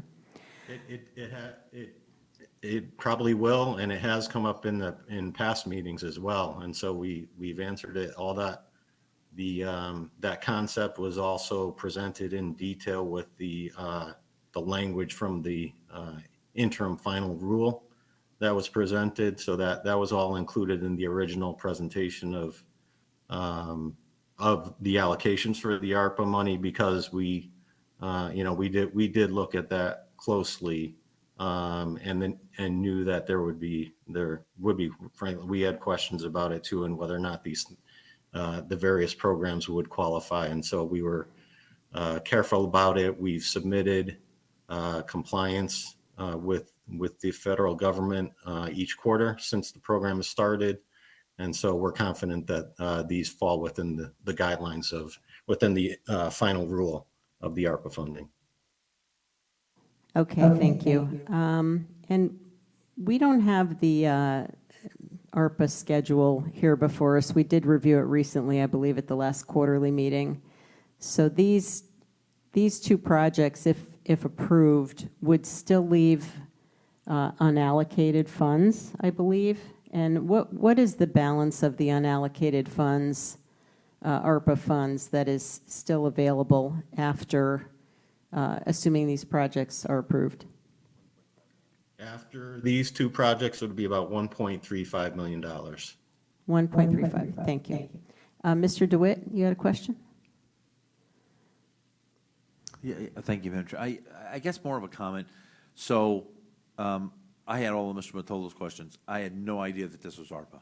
And now that I know it's ARPA, I'm a little confused as to why we didn't get the big ARPA spreadsheet, because everything we've done before, which was initially approve it, and then change it, and then change it again, came with that ARPA spreadsheet. The other thing, and maybe this is from Mr. Staffstrom, because I don't want him to sit around and not have to give us billable hours tonight. Is he still on? Yeah, he's still there. He's billing anyway, Take Chris. it. Yeah, I know he's Ask billing away. anyway, but I'm going to put him to work anyway. What's confusing about this to me is that this bond resolution talks about Exhibit A 3 different times, And I think it's talking to 3 different Exhibit As. Like in the first whereas, it says, you know, we've appropriated $24,800,000 as shown in Exhibit A, which I think is the big ARPA spreadsheet. And then it's the third whereas says, yeah, now we've reduced that to $22,640,000 as shown in Exhibit A, which I think is a different Exhibit A than is actually the Exhibit A we're showing here today. So I couldn't make math happen between 24.8 that turned to 22.6, that then turns to 2,160,000 that turns to 1.5, and then we're debiting 1.5 by for 148, which gets me to the number you came up with, Mr. Schmidt, which is 1.3, right? So I guess my question is it before it gets to the RTM worth adding the real big ARPA spreadsheet and making the corrections and adding this? Yes. Yeah, I really think it would, like I said, it confused me, so it'll probably confuse other people, so. And it might alleviate the questions. And maybe in here we used the word ARPA somewhere too, so. I mean, if nothing else, I think, if not just for the sake of clarity, if we're referring to an exhibit, it should be the exhibit that's described in the resolution. And the exhibit that's here is not the same as what's described in the resolution. I think what the exhibit would be meant to show would be the original ARPA allocation, this adjustment, and then I don't think it would be 2 Exhibit As. I think it might be 1, but it would show the kind of the roll forward of the amount. And so I think every subsequent version we've had has iterated the same list, which has made it very clear for me, because I have the original list, and then it changed, and then it changed again. Now it's changed one more time.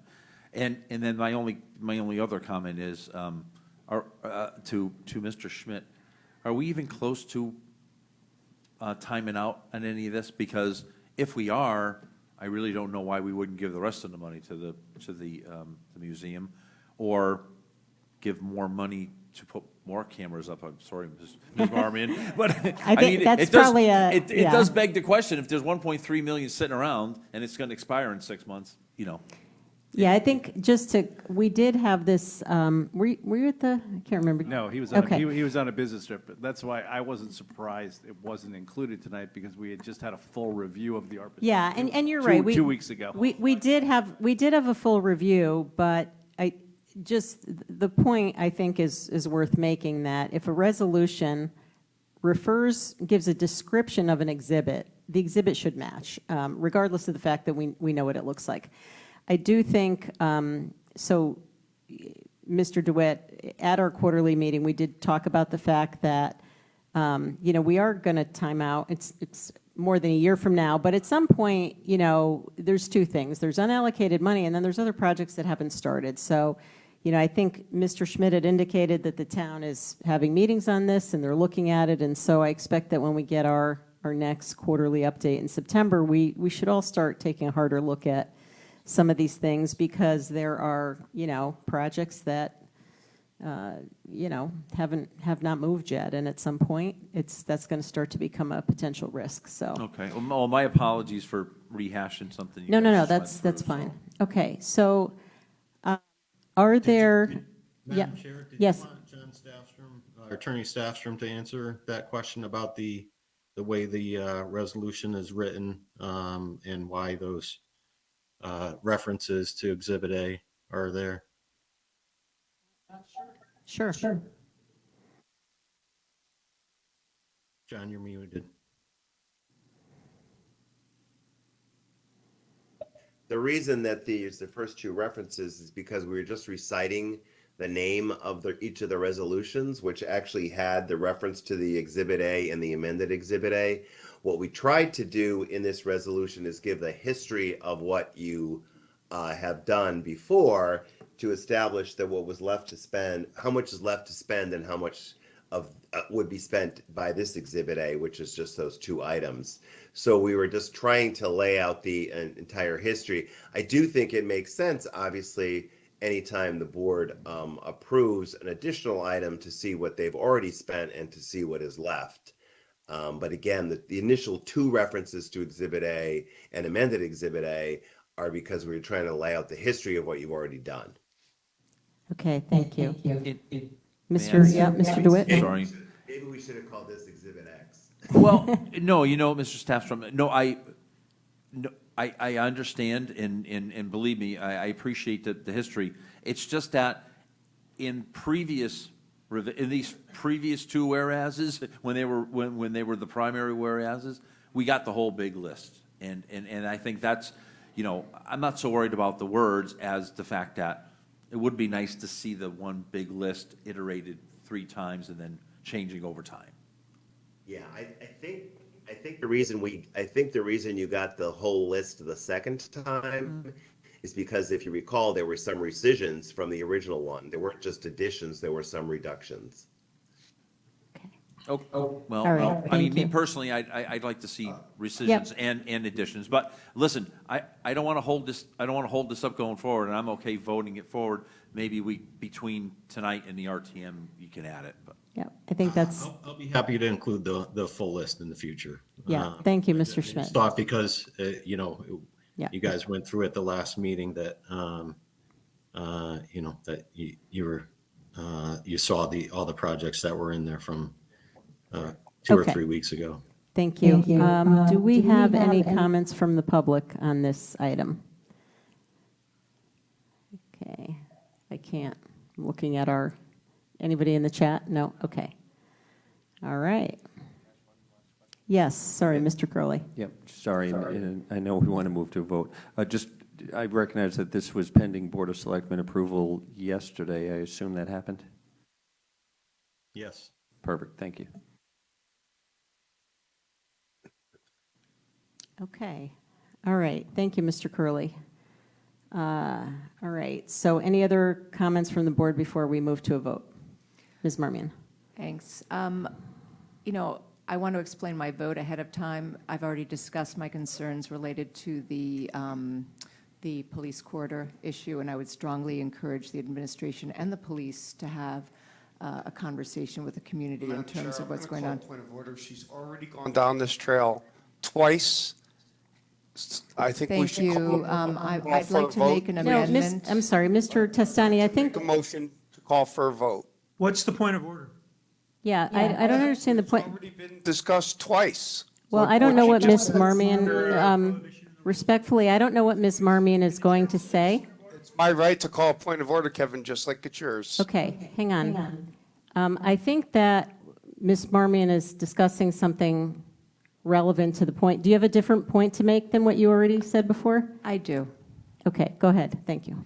Thank you. I'd like to, because I have a different opinion on the 2 different funding requests for ARPA, I'd like to make an amendment to separate out the 2 so that we would, for example, vote first on the police corridor ARPA funding and second on the museum request for funding.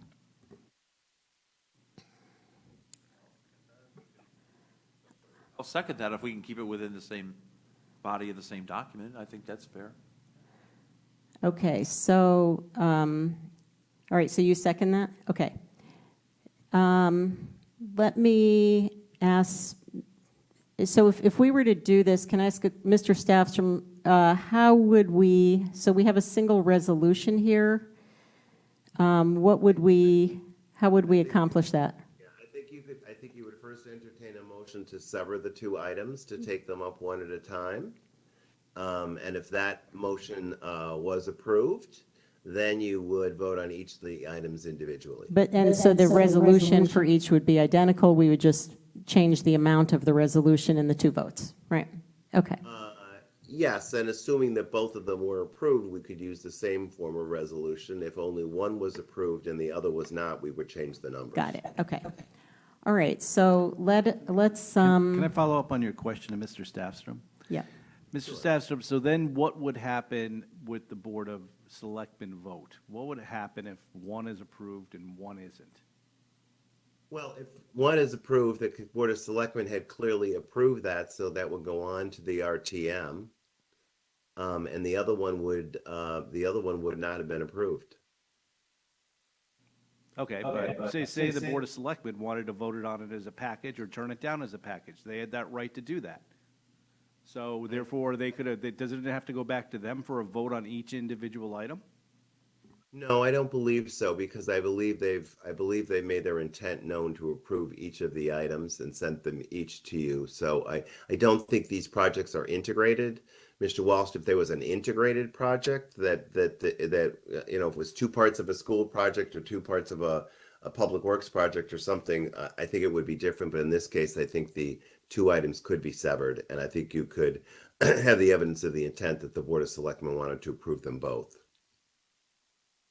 Okay, thank you for that clarification, and thank you for the question, Mr. Walsh. Okay, so are we ready to vote on the motion put forth by Ms. Marmion? So all in favor of separating this motion into two discrete projects, one for the Police Safe Corridor proposal and one for the Fairfield Museum proposal. All in favor, please say, or please raise your hand. Okay, so Ms. Marmion, Mr. Mottola, Ms. Charlton, Mr. Curley, Mr. DeWitt, and Mr. Stark opposed. Oh, and Ms. Leclerc, I apologize, opposed. Mr. Walsh and Mr. Testani. Okay, so that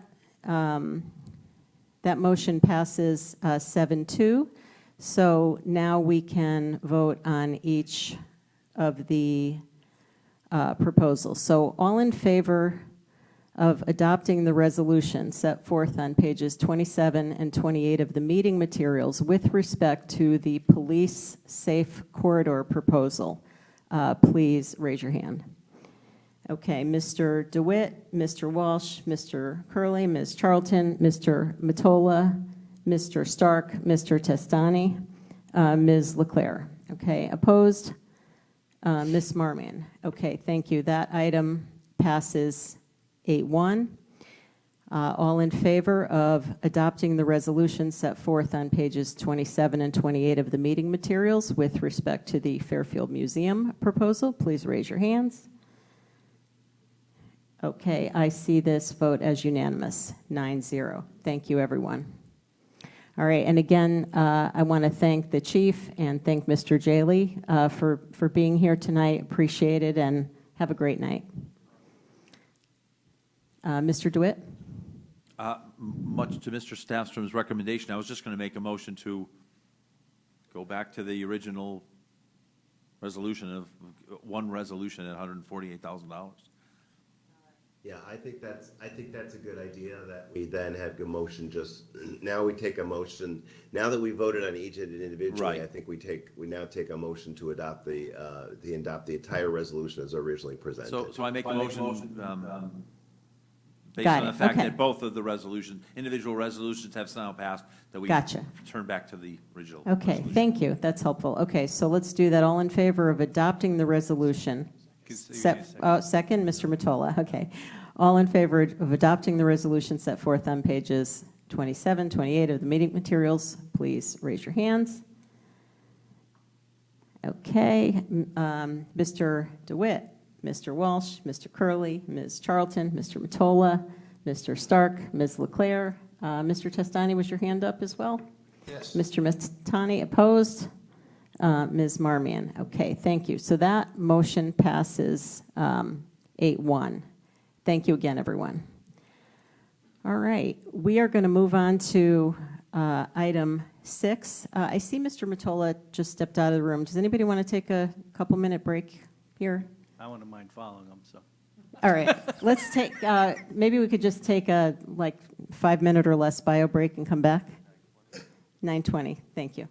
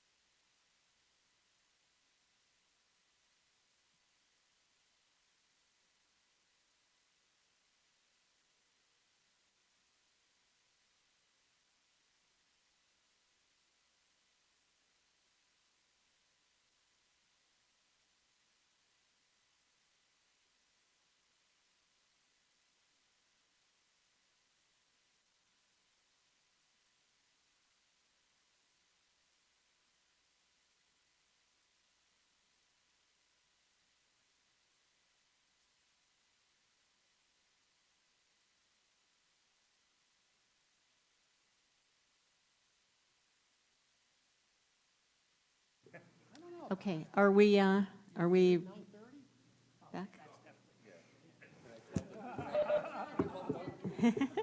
All right, so we are going to resume the meeting. It's 9:20, and we're going to move to item 6, to hear, consider, and adopt a bond resolution entitled "A Resolution Appropriating $2,377,000 for the purchase of vehicles and equipment for the Department of Public Works and authorizing the issuance of bonds to finance such appropriation."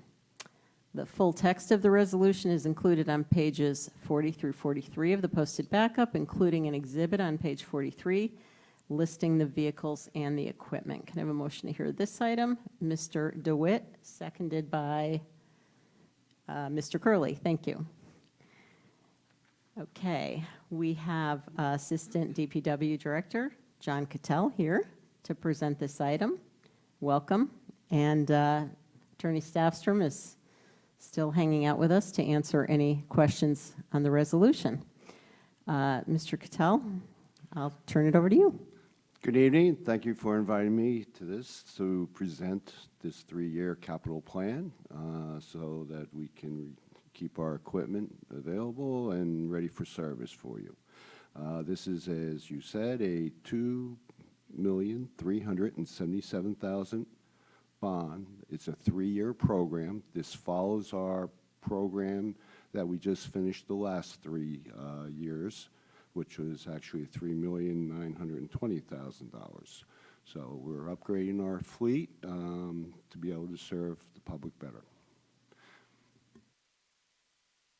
And with that, I'll take any questions or one of the other people on this. Okay, short and sweet. Mr. DeWitt.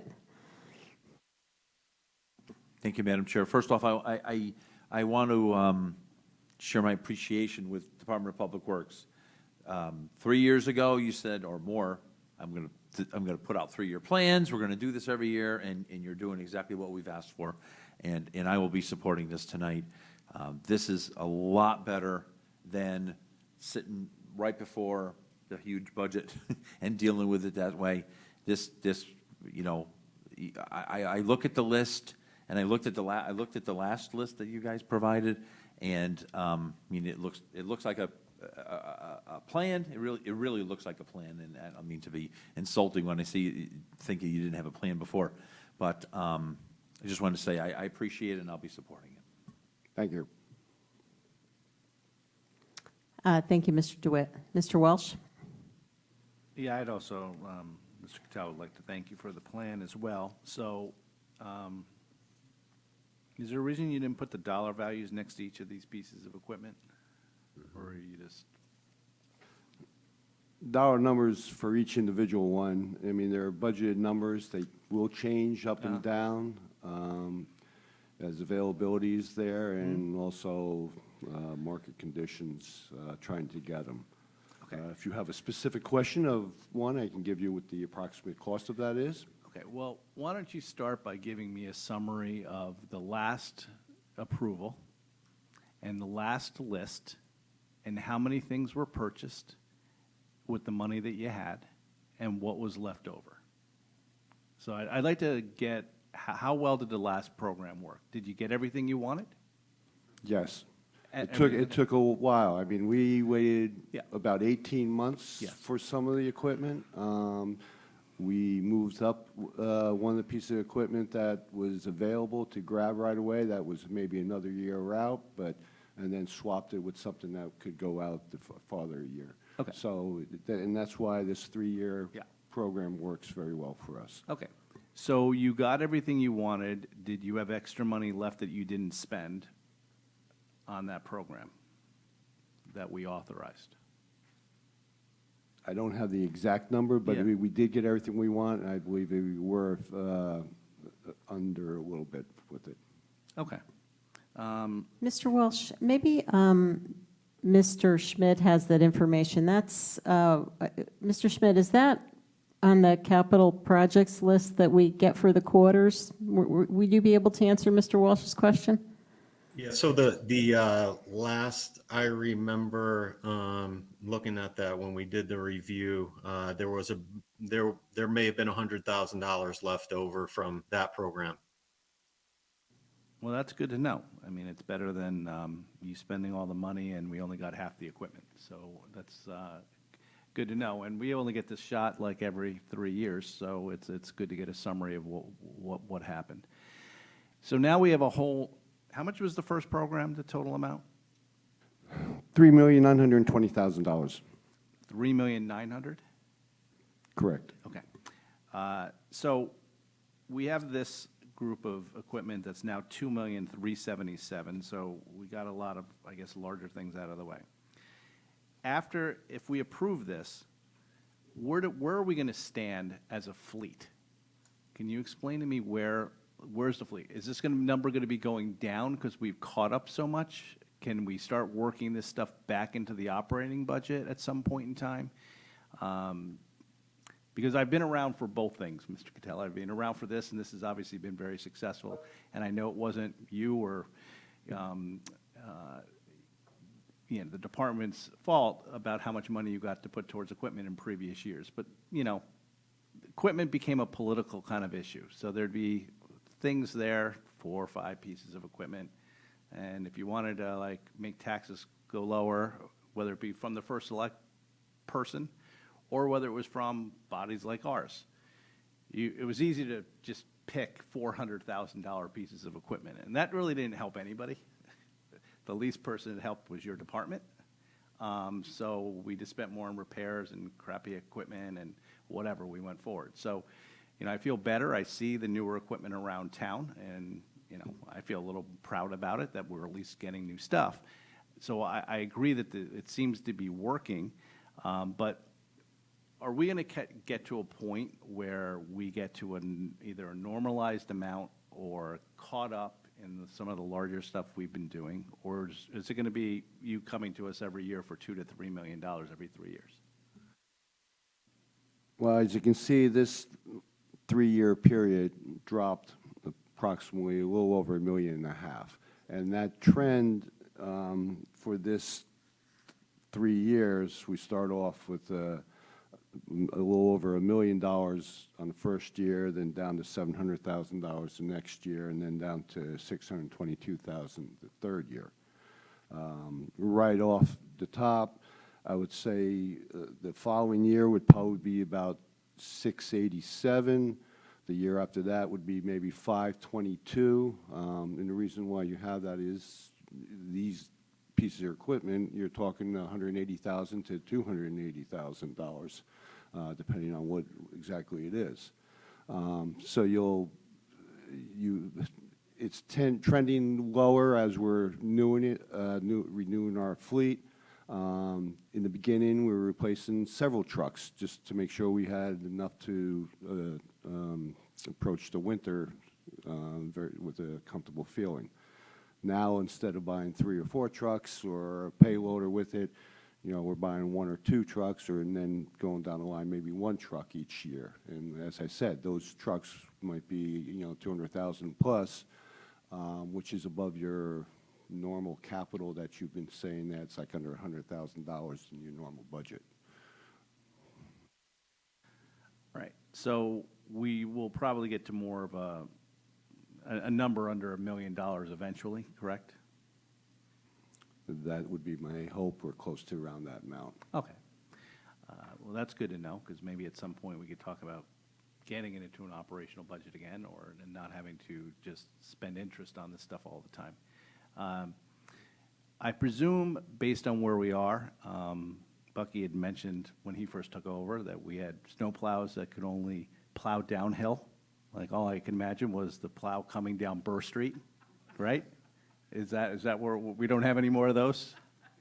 Our fleet is very good right now. So Okay. now the key is to maintain it. Yes. And not let it fall back into that disarray. Exactly. I mean, one of the biggest things, as you all have cars in the wintertime, and I'm sure you all get upset when, yes, we want black roads, and everybody loves a black road, but that means we're pouring salt, treated salt on it. It's calcium, magnesium chloride on it, and regular calcium chloride.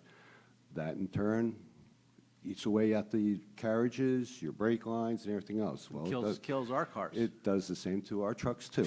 So that's, it's a trade-off. Years ago, the DOT did this great big white paper that spent months on all, and the result of that was, with this salt, well, wash your car more often. So that was their solution at the time. Okay. All right. Well, thank you for the information. It kind of makes me feel better where we are and where we're going. Thank you. Thank you, Mr. Walsh. Mr. Curley? Thank you, Madam Chair, and thank you for coming.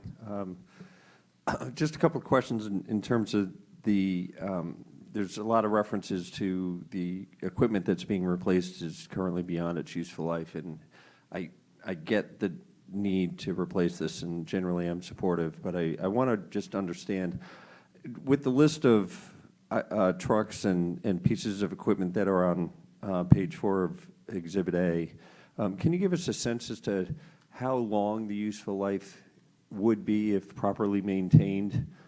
Trying to get a sense of the cycle of replacement, and secondarily, as we ran the previous fleet beyond its useful life, is that the plan to just run these to ground, or is there a subsequent plan to maybe turn this over more frequently while there's still life in the existing fleet? The goal is to maintain vehicles that we are confident can service the public. That being said, your trucks, your 6-wheeler trucks, your 10-wheeler trucks, you look for an 18 to 20-year life. Before, we had some that were 25 or plus, 26 years.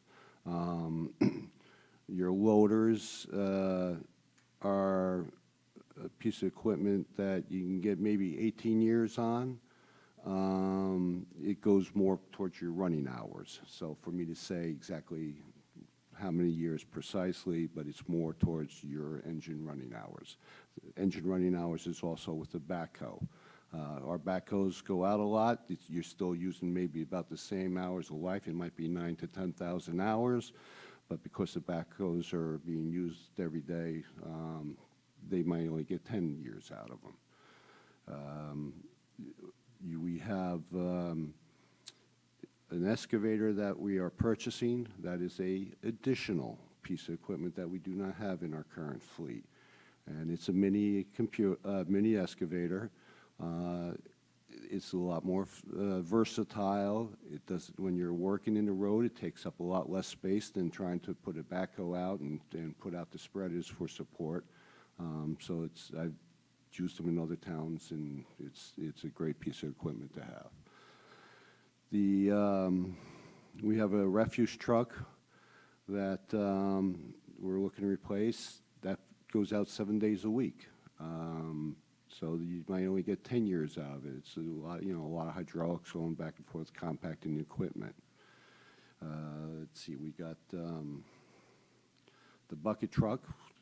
The bucket truck is, you try and replace that after about 10 years. This is this piece of equipment gets inspected every year, but we understand that this is a piece of equipment that you're putting a guy 75 feet up in the air.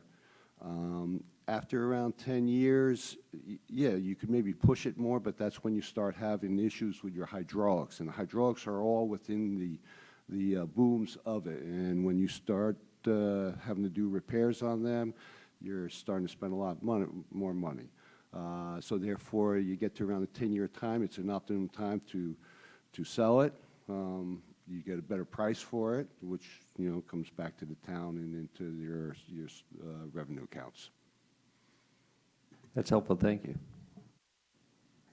Thank you, Mr. Curley. Other questions? I have one question. So as I look at the list, to Mr. Curley's point, most of these say beyond useful life. Some have other interesting tidbits like frame and bed rotted. There is one new item on here, though, an excavator. New addition will be used when backhoes are too cumbersome. Can you talk to us about the justification for that new item? why we need it, why we've been able to get along without it in the past, and also what is the price associated with that one item? So the excavator, it's a mini excavator. It's about a 14,000-pound piece of equipment. The advantage of that is that it has a smaller footprint. So you're able to be, when you're changing out sumps or catch basins, instead of having to maneuver around with a backhoe, you're on a corner or something like that, and now you're putting out the spreaders because it's safe, then you're trying to also load a truck, so now you have a truck that it can only reach a certain amount. You're tying up that whole intersection area. When you have a mini excavator, you're able to put a truck, you work on one end and spin completely 180 degrees behind you and load the truck behind you. This way you don't have the second truck out in the second lane, and you don't have to actually shut down that second lane. That's one of the biggest advantages with it. Also, if you're going on to into maybe clean out a drainage, open drain, someplace like that, you're able to kind of go in there with that and not destroy or make such a mess of the property or the grounds because of the tracks. It's rubber track. Thank you. Mr. Walsh? Yeah, just follow up. So to me, I've been seeing a lot more of these, what you just talked about. Like a lot of landscapers are using them, and like landscapers I've used, other people have used, they can get back to like a gate or go through things a lot easier than taking down an entire gate or destroying. And so it seems to be like a newer device within the last 10 years, right? And then it seems to be like very popular device to have. I've had them in another town. I was able to convince we were renting them, and I was saying, look, this thing's getting used all the time. It's cheaper. It had like a 2-year payback if we just turned around and bought one. And like they are used a lot more. And like I said, the advantage of it is you're less intrusive into the property that you're working on. You can get into tighter areas, and it's a smaller footprint to actually work on, so you're not obstructing everything around you. Thank you. And did you mention the cost? What is the cost of that item? $141,000. Okay. Thank you. Other questions? None. Okay. And I guess, Mr. Schmidt, was this, from a waterfall perspective, I don't have the schedule, but what was the amount in the waterfall for this item? Actually, I see Mr. DeWitt. Let's see which one of you can pull it up faster. Yeah, give me 1 second. Sure.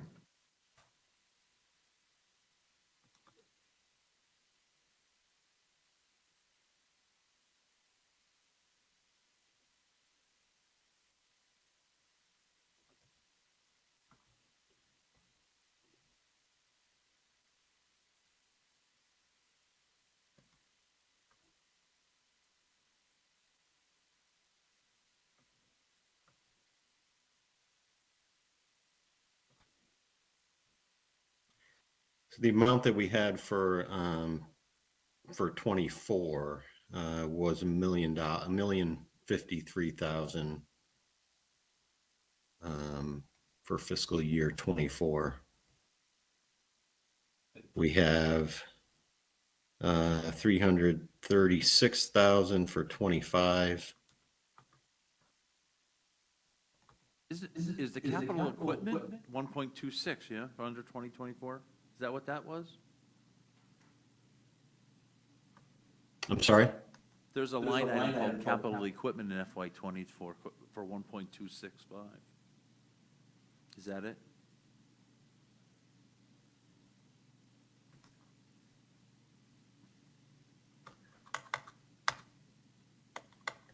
I have 1.053. I may be working off of an updated version.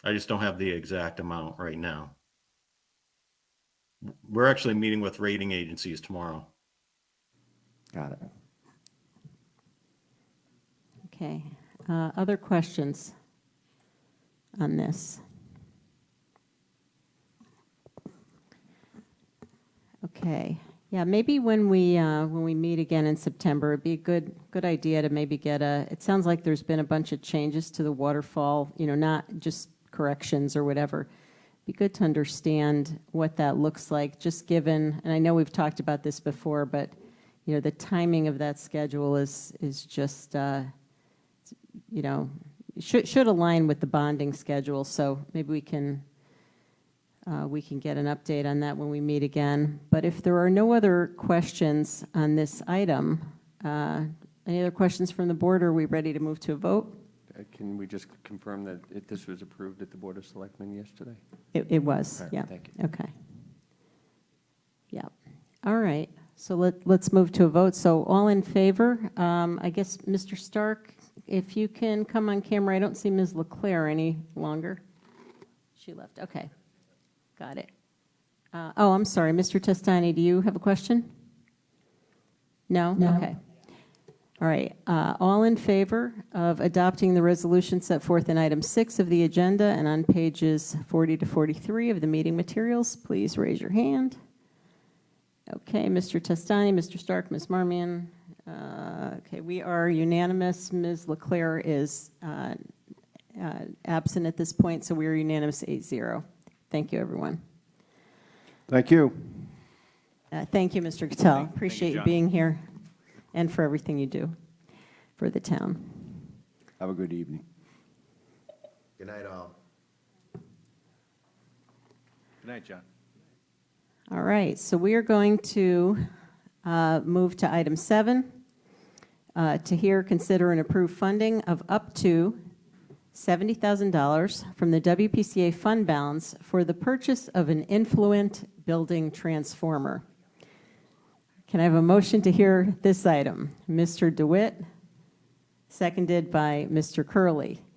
All right, the materials for this item begin on page 44 of the posted backup. Mr. Bodie is here to present. Welcome. We always learn so much about different things we never knew about. I was just going to say, it's been a while since I purchased an influent building transformer. I can't remember the last time I bought one of those. All right. Mr. Bodie, welcome. And I'll turn this over to you. Thanks for having me. You'll probably never buy another influent transformer ever again after this one, hopefully. This is one of 3 at the plant of the same size. This was on our radar last year to replace just because of the way its condition looked from the outside.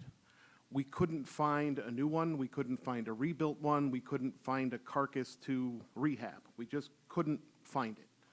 So the money we kind of had allocated for that, we put into purchasing a transformer for another part of the plant that's part of the microgrid.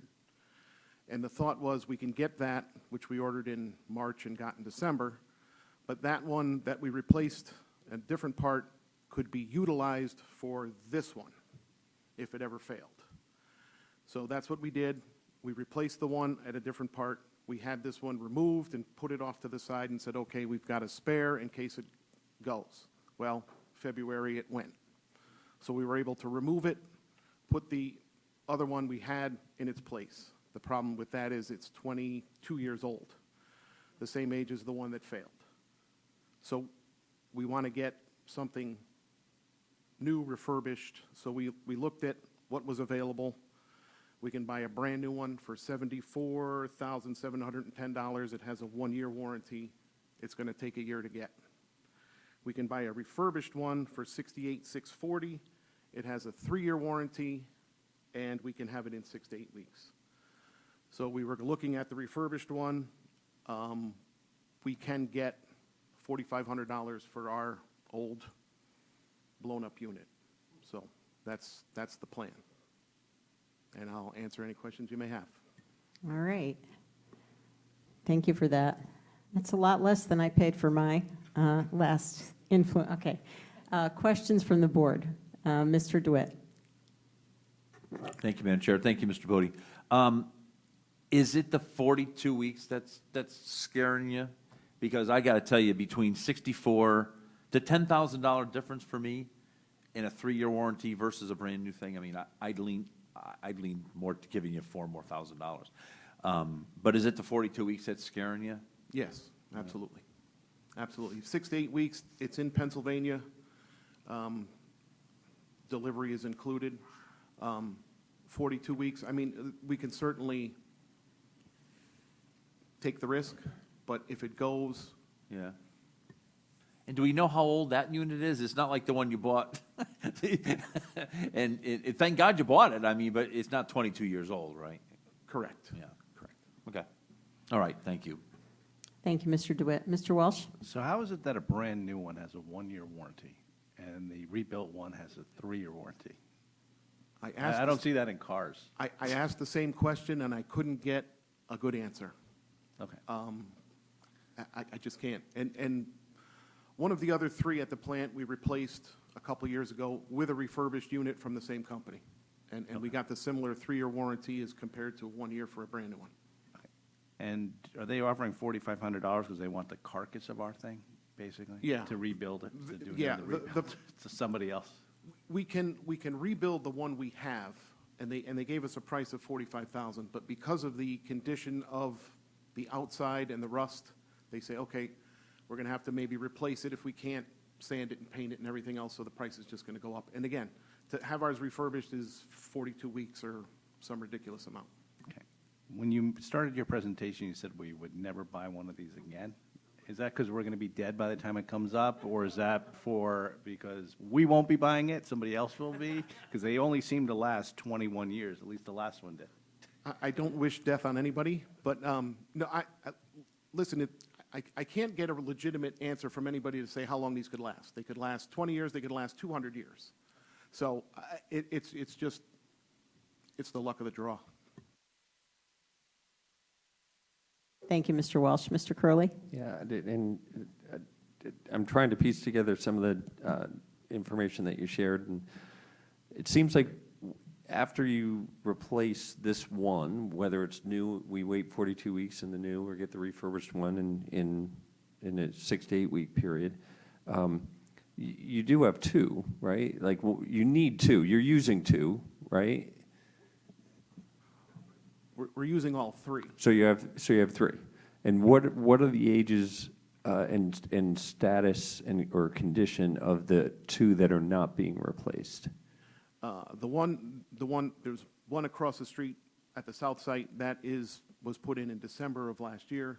The other one is 2 years old maybe, and that is a refurbished one as well. Okay. I trust that this board may not be here for. Understood. Thank you. Thank you. Thank you, Mr. Curley. Other questions on this item? Okay. I don't have a question on this item per se. I do want to make a comment. So this is a $70,000 item from the WPCA fund balance. Our next item is another $125,000 from the WPCA fund balance.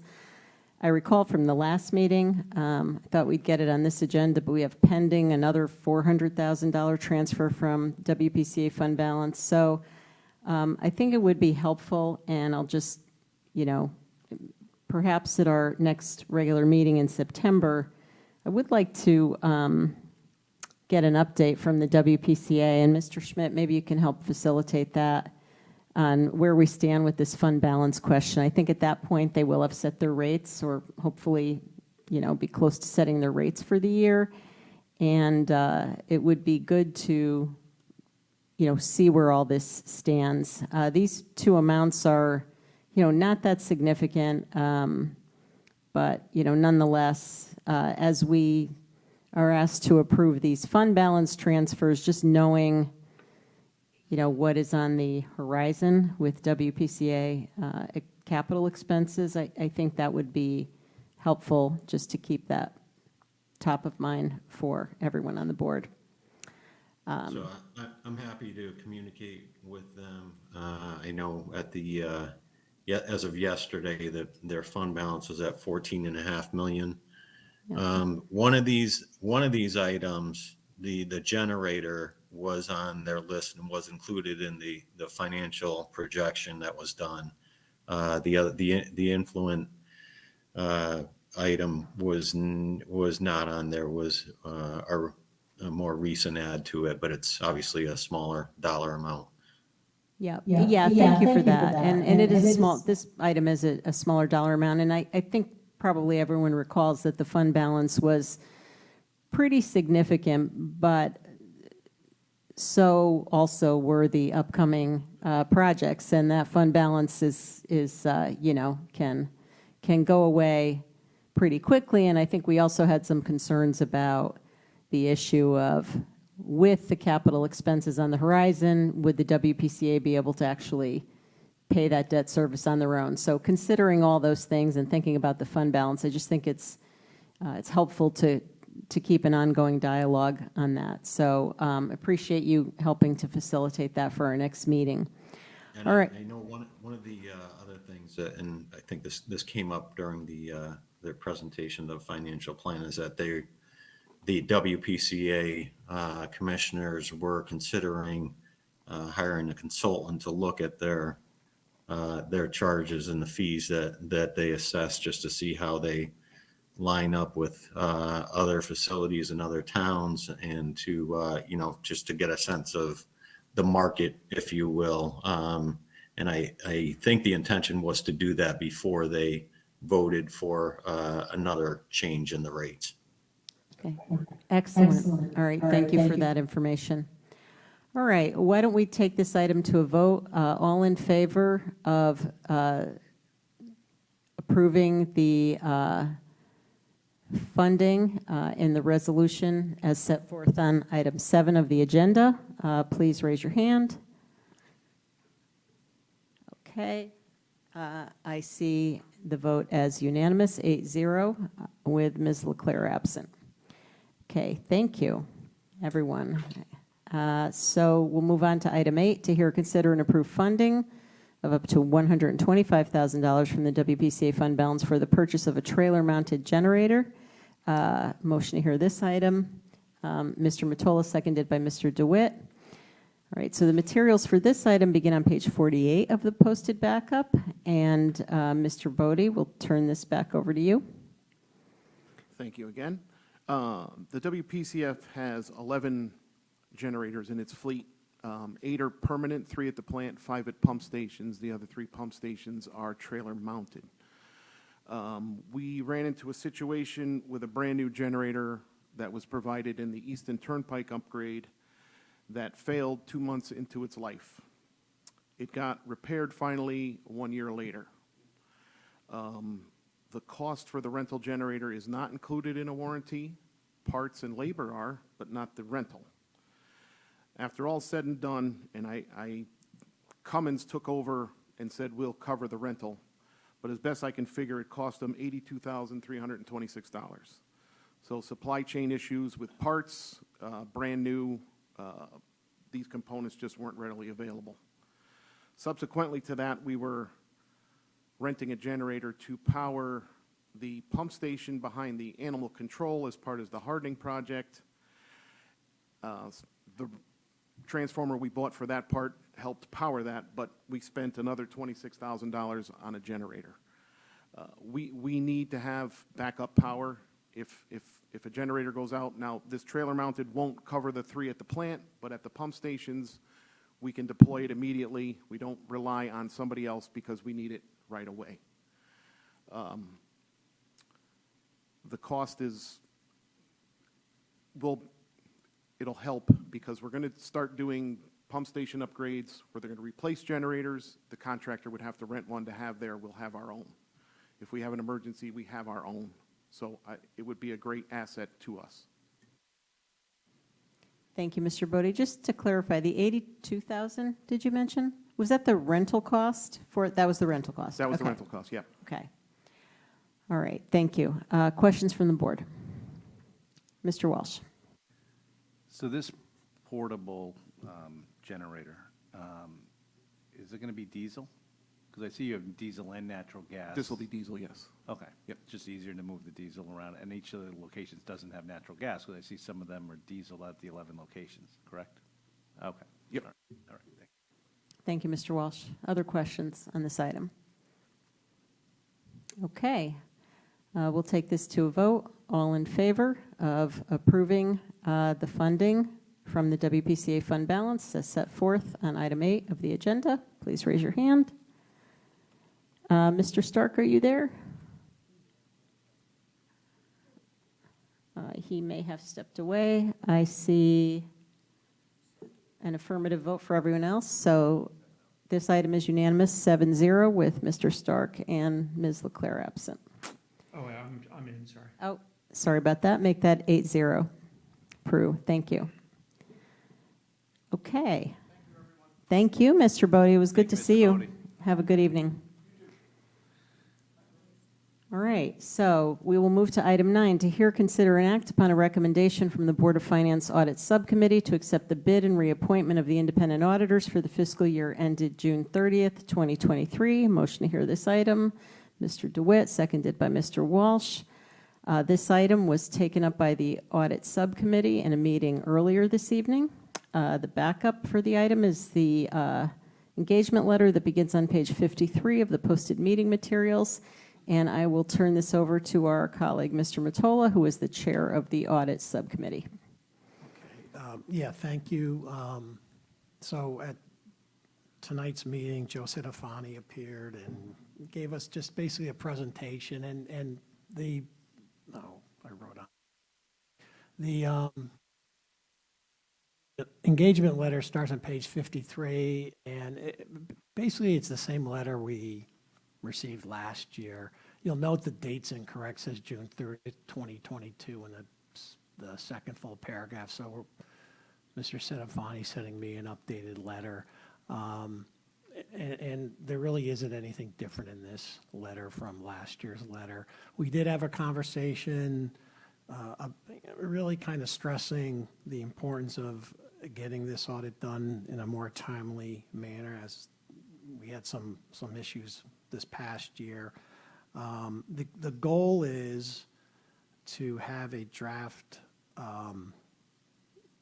report by what Joe said, early to mid-December. And early to mid-December, yeah. And our meeting, I think, is December 5th, and so the goal is to have it by then. And we, over the years, prior to last year, we would get the draft report in that time frame. So that's the goal. I believe, Joe Sedafani said if there are any issues, he's going to let us know. And he's going to get rolling in July and start the whole process. So I don't know if, Laura, you want to add anything else to this, or Ms. Leclerc is not here right now, but that was what the meeting was about. So we're asking you to approve this engagement letter. Yeah, I'll just add a couple quick things. One, in terms of the timing, that was, last year's circumstance, I don't want to say it was completely out of the auditor's control, but, the delays stem from the timing of the information that he received from the Board of Ed and the town. So that was a challenge. There were delays in some information getting pulled together, which delayed the actuary report, which delayed, the calculation of, items related to the new lease accounting standard. And so, the goal is to have, better communication between all parties to make sure that, the Board of Ed in particular, or I should say Fairfield Public Schools Administration, understands what they need to provide and they get it timely, so that we don't have other things held up which hold up the financial statements. And that's important to this board because, as we know, until we get those audited financials, we don't know what our final numbers are. And, this board has a right to make decisions based on our final bottom line, if you will. And we didn't get the opportunity to do that last year completely. So, the timing is important, and as Mr. Mottola said, the audit committee will, has asked Mr. Santafanti to let us know if he's encountering any issues. I don't know if you pointed this out, Mr. Mottola, but the fee in the letter is consistent with the 5-year fee proposal that we had received when the audit was put out to bid in the prior year. So that was it. Mr. Walsh, questions? Yeah. Thank you on behalf of our board for your committee and the work that it's done. Just a couple of questions. Number one, John, I think you answered one of my questions about the June 30th, 2022. I started getting worried that we didn't do the audit yet. So, so I'm glad that was just a typo. Secondly, how much did it go up just from last year to this year in cost? Is it? I can't remember what the budget said. I don't know. Okay, is it like a 5% increase, or is it like? Don't know. Only because I'm always worried when they're like the only game in town that they could start charging whatever they want, because we didn't have a lot of anybody else come out who wanted to go to the RFP. I'd have to refresh my memory. I don't think it was as much as a 5% escalator, though. I think it was actually a pretty modest fee increase given. Okay, that's all I really the need to hear. circumstances. And then the last thing is, if one of you could address is there any additional services from last year or any less services provided from last year, or is it basically pretty much the exact same audit that we're going to be getting? So, yeah, the scope of the audit is the same. We did ask Mr. Santafanti to describe to us what he believed to be the risk areas of the audit and where he would be focusing his time. And that didn't change a lot. It's estimates in the environmental, pension and OPEB, things like that. We did talk to him a little bit about the transactional testing he does, and particularly when he audits payments made by the town to understand if they're, in accordance with bid documents, whether there's appropriate support. So in other words, the type of work that he did when he did the DPW audit, he does a version of that at a higher level across all town departments as part of every audit. So we did ask him to specifically come back to the audit committee and talk to us about the results of that testing, and if he's encountering any of the same issues, if there are any compliance issues, et cetera. And I think that that is an important thing to understand. Particularly, we did also get a report from Ms. Saxel, and there just seemed to be some ongoing issues in that area with, bids expire, they're not renewed, prices escalate, nobody seems to understand what's happening. And so, there's clearly always areas for improvement. And so we want to make sure that we get feedback from him, because it seems like the last few years we have not gotten the equivalent of what used to be called a management letter. We used to give us comments, commenting on internal control improvements that, would be beneficial. We haven't seen that in a while. And so I think it's important for us to get that feedback from him. And I do think that when we start to hear that, so this transaction testing is something that's typically done earlier in the audit. So, when we hear that if there are issues that arise either from that process or from internal audit that, anyone wants to discuss or perhaps, suggest a change in scope or additional work, we can have the conversation. But for now, the audit is the audit. It's the scope is based on the materiality of the, transactions in the whole town. And so it's consistent with what's been done in the past, if that's helpful.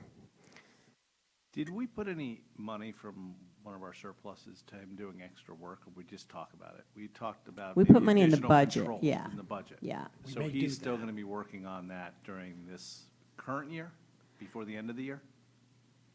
We haven't, that would be something the board would have to discuss and vote on. So there is money in the budget for small amount of money in the budget. Yeah. For the fiscal year 23 budget? 24. 24 budget. Okay, great. So we'll have to talk about that. Yeah. Okay. And that was. Yeah, and so wrapping up the purchasing policy, which Mr. DeWitt can give us an update on that. And I was going to suggest, we were going to do that as part of communications, but since it's related, do you want to give it? Because you can talk about that now, because that's also part of what Mr. I thought I was going to Santafanti. see that on our agenda. Yeah, Didn't see it. Mr. DeWitt, do you want to talk through that? Yep, sure. The town entities delivered a final proposal to us in the form of a purchasing policy approximately 4 weeks ago-ish. Mr. Centofanti has reviewed the document, made his comments. Ms. Charlton has reviewed the document, made her comments. I've reviewed the document, made my comments. What we're intending to do is to get in fact, this week is the goal, right? And Mr. Centofanti's been busy, but I've offered any night this week to have a Teams call or a Zoom call or something like that, and just get all of our comments together and on one document, and then deliver that. Well, then we have to think next steps.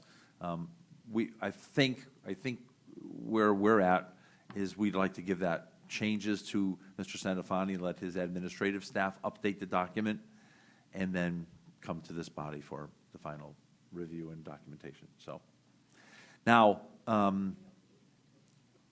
well, we don't, but I think I would like nice to. segue, Sheila. Thank you. Yeah, I would. When that policy is available, I think it's worthy of a special meeting just to get it off our plate. I mean, I don't think we need to wait until the entire summer. I mean, I think the document is lengthy, and I would like to try to organize it to get it distributed to the board in final form. Give everybody at least a week to have it so that you can look at it. I'd like Joe to do a presentation highlighting what's important. Of course, the town will have input to that, but one of the key things that Mr. Centofanti did do for us at the beginning of the process when he first gave us the draft was he did a mapping of the new policy and the DPW audit to demonstrate how the policy addressed the findings in the audit. And so I think that's something this board would be interested in, and that was something he did. So, once we get these comments synthesized, I think we have enough comments that it's going to take a while. We want to talk to each other, make sure we're in agreement, get the document updated, ask Mr. Centofanti to update his mapping, obviously share that with the town, and then share it with this board. Yeah, I might be overstating this board's desire to read the document as many times as we have, but I think it needs a special meeting. I don't think this is something we want to put on an agenda, even a quarterly agenda. It's 50 some odd pages with attachments. I mean, a lot of the exhibits are just standard kind of boilerplate. So, but I think the real body of the document that we would really need we'd like this board to look at is 40, 50-ish pages. I just have a quick question. Oh, I'm Yes, sorry. no, go ahead, Ms. Marmion. Does the town attorney look at this as well? Does he weigh in? Is there a legal review? Fine question. I don't know the answer to that. I don't know. I mean, by charter, it's our board's responsibility. Yeah, it is. I was going to say. But, he may have weighed in when the town did the drafting. I'm not certain. There's not a lot of legal. There's not a lot of legalese in there, to be honest with you. I mean, it couldn't hurt, right? But I would give him the. We're not paying for that legal review. Yeah. Seriously. I mean, this is really between this board and the town and the finance department, and the fact that we're paying our auditor to do work on it. To me, that's more than substantial as a review. I thank you for that. I was more interested from a timing perspective, and then making sure we dotted all the i's and crossed the t's. So, as far as I'm concerned, as the chairman, when the town delivered this to me, my exact words were, "This is ours now. It's our committees. We have complete control. We can change whatever we like, and the only people that would really have, other than our committee and maybe Mr. Centofanti, who could make a substantial change to the document would be one of the 9 of us."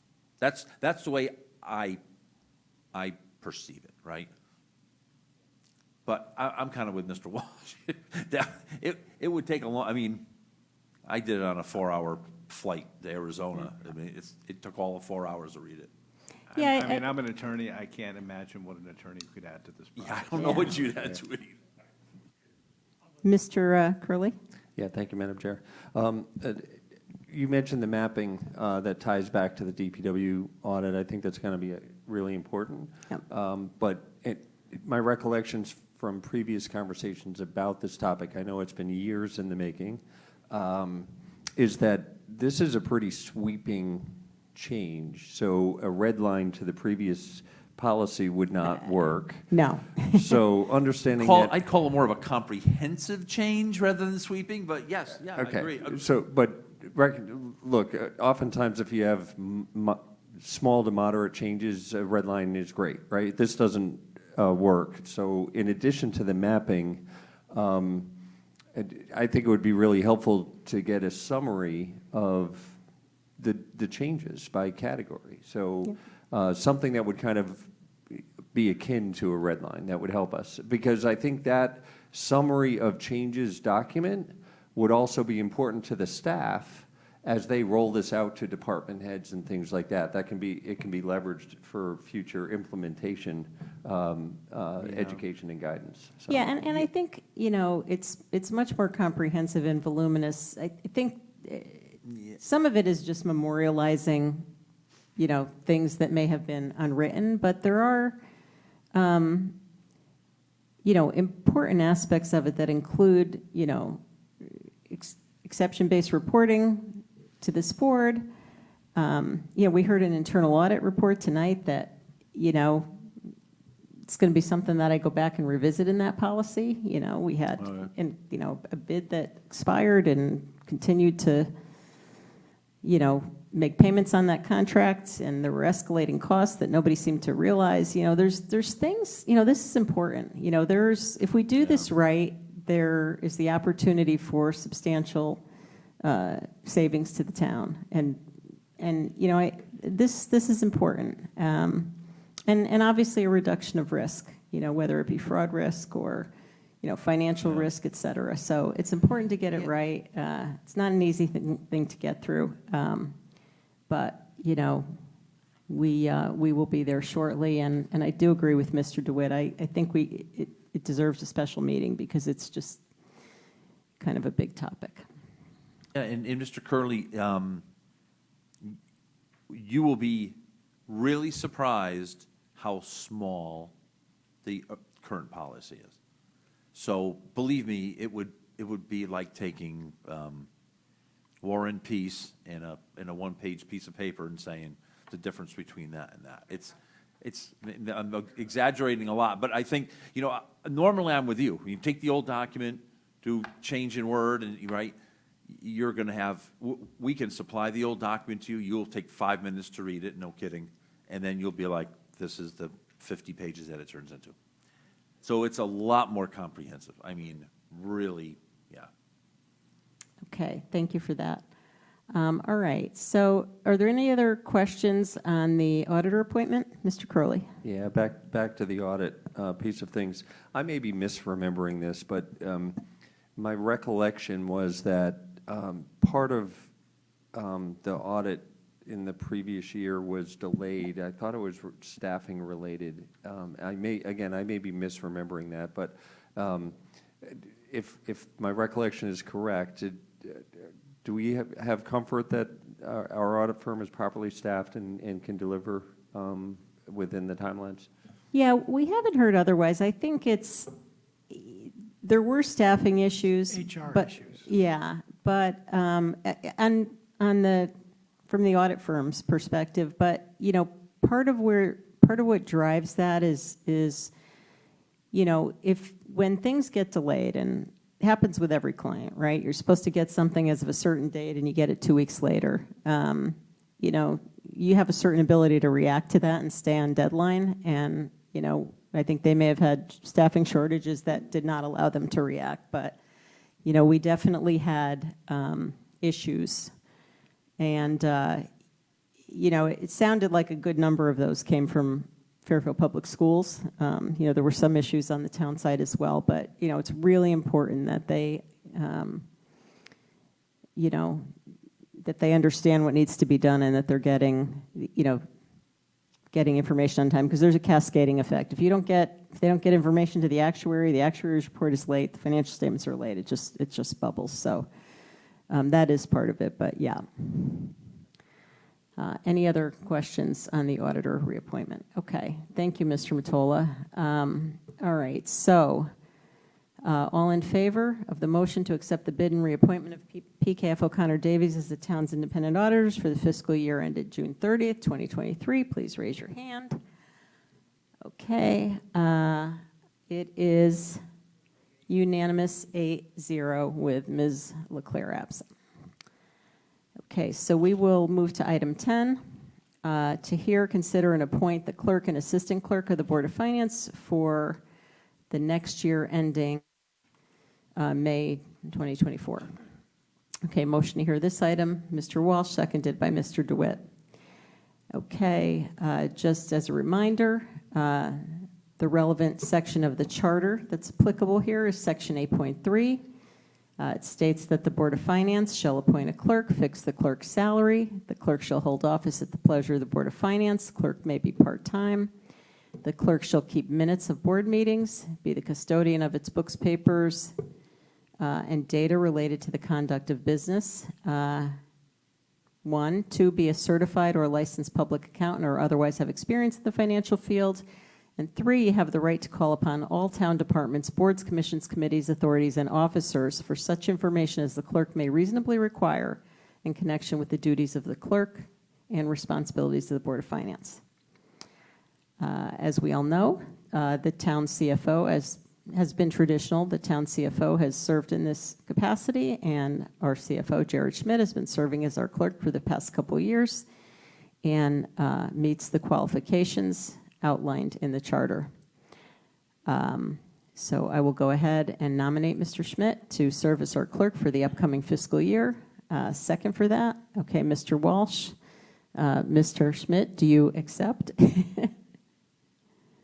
Don't take too. Of course I do. Yes, I accept. Okay, any comments, discussion from board members? Mr. Walsh? I think Mr. Schmidt's done an admirable job in the position ever since having it. It makes it extremely easy to work with him because he has to be at our meetings anyway and is generally on top of all the issues and has provided all the information along with the entire finance staff. So I think it's working well. It's certainly not broken, and it's been value added, and I think that's why I'd like to support him staying on in the position. All right, thank you, Mr. Walsh. Any other comments from the board? Any other nominations? Okay. All right, so all in favor of appointing Mr. Jared Schmidt to serve as our clerk for the next year, please raise your hand. Okay, it is unanimous 8-0. Thank you. All right, moving to the role of assistant clerk, Jennifer Carpenter's been serving in that capacity and doing the work of organizing agendas and meeting materials, coordinating schedules with town officials and others who come before the board, and keeping us on task generally. I'd like to nominate Ms. Carpenter to continue to serve in that role for the next year. Mr. Mottola seconds. Comments, discussions from the board? Okay, Mr. Walsh. Once again, I think that Jennifer's done a fabulous job as well as Jared in keeping us on task and and I will say it's a lot of work for her to generate this paper material for the meetings and when we do have it electronically available. However, personally, I like getting the paper and having it right in front of us and not having to scroll through to this page and that page and every other page. So I appreciate her doing that, and she's never complained about it. And I think she as well has done an excellent job and see no reason why we should make a change at this point in time. Thank you, Mr. Walsh. Any other comments from board members? Any other nominations? Okay, seeing none, all in favor of appointing Jennifer Carpenter as Assistant Clerk to the Board of Finance, please raise your hand. Okay, it is unanimous 8-0. Thank you, everyone. All right. Move to item 11, to hear, consider, and act upon any communications. Mr. Schmidt, do you have anything? Just quickly, first, thank you, Mr. Walsh, for your comments. I appreciate it very much. And I emailed all of you a couple pages from the ARPA presentation that we did when we were first doing the allocations that describes the uses and defines what the uses are of the ARPA money. So hopefully that helps, and let me know if you have any follow-up questions to that. Thank you for doing that, Mr. Schmidt. Sure. Okay, and let me just, from the board's perspective, and hopefully we will meet shortly for a special meeting on the purchasing policy. Last year, I recall our first meeting in September was a very light agenda. There wasn't any town business, and yeah, I think that might have been the first meeting where we started reviewing capital projects. This year, I'm hoping in that our meeting after the summer, we can have an update on the WPCA plan and, talk about any additional transfers that need to be approved. I think, Mr. Schmidt, we also need to have a vote on deauthorizing or, cleaning up the bonding schedule, which I know has been on the list for a while to do. I would just ask, given that that was a light meeting in the past, if any board members have topics that, they want to see covered, please let me know. I do want to let Mr. Walsh know you had asked for a meeting with the superintendent on school security. Yeah. He unfortunately was not available. I did ask him to be available this evening. Given that it's end of school year, he was not available. So, that's an example of something we can address in September. But I do just want to, encourage everyone to please reach out, because we do occasionally have these meetings where, there's not a lot of town business. And, as long as we're getting together, if we can take the opportunity to address things that are important to everyone, I'd love to hear about them. Yeah, I was a little disappointed not to see that on the agenda. But based on your representations, on your conversations with them, I'd like to have that as early as possible. They've had plenty of time. They're spending taxpayers' money. We've given them this money with kind of our hope that of what they're doing, they should know what they're doing, how they're spending the money. I mean, they came to us, asked for a specific amount of money, and the explanation is, in public, we can't talk about it, school security. I see the chief of police come here tonight, ask us for money. He's able to talk about certain things he's not able to talk about. So to the extent we can get that on one of our early meetings in September and have a full presentation in executive session, I understand the sensitivity to the information. I just think that they should have to explain it. So if we could get that into one of the September meetings, I'd appreciate it. Yeah, thank you. And I did let Mr. Testani know that would be our expectation. I really appreciate that. Yeah, no, and that will be the beginning of school. So notwithstanding the fact that it's a busy time for him, I think it's important that we have that discussion. Mr. DeWitt, you had a question? I also wanted to remind our board that one of the budget committee recommendations was when we had an opportunity, rather than sitting at a budget meeting and learning all about a certain department, we would bring in departments to, educate us, right? And I'll point to, why am I drawing economic development? Mr. Barnhart did an excellent job of coming in at the fire department training center and just giving us a real overview and spending quality time that didn't eat into the budget. So I would say if the September meeting is a little light, we pick a department. I don't know what department, but there's plenty to pick from, right? Pick them and have somebody come in and just give us an overview. Yeah, I thought that was actually a really well done presentation myself. So that, and one thing that comes to mind is I think our budget postmortem that we had last year was extremely productive. I think we had a lot of great things that came out of it, and we should do that again. So thank you. The committee would be happy to support that if that's something you'd like to do. Great. Mr. Mottola? Just since we're talking about September, and I don't want to stay here much longer, but I'm going to bring this up. I think the board wanted to get back to having our capital planning workshop in September. So is that the game plan right now? It's on the calendar for September, so. Perfect, thanks.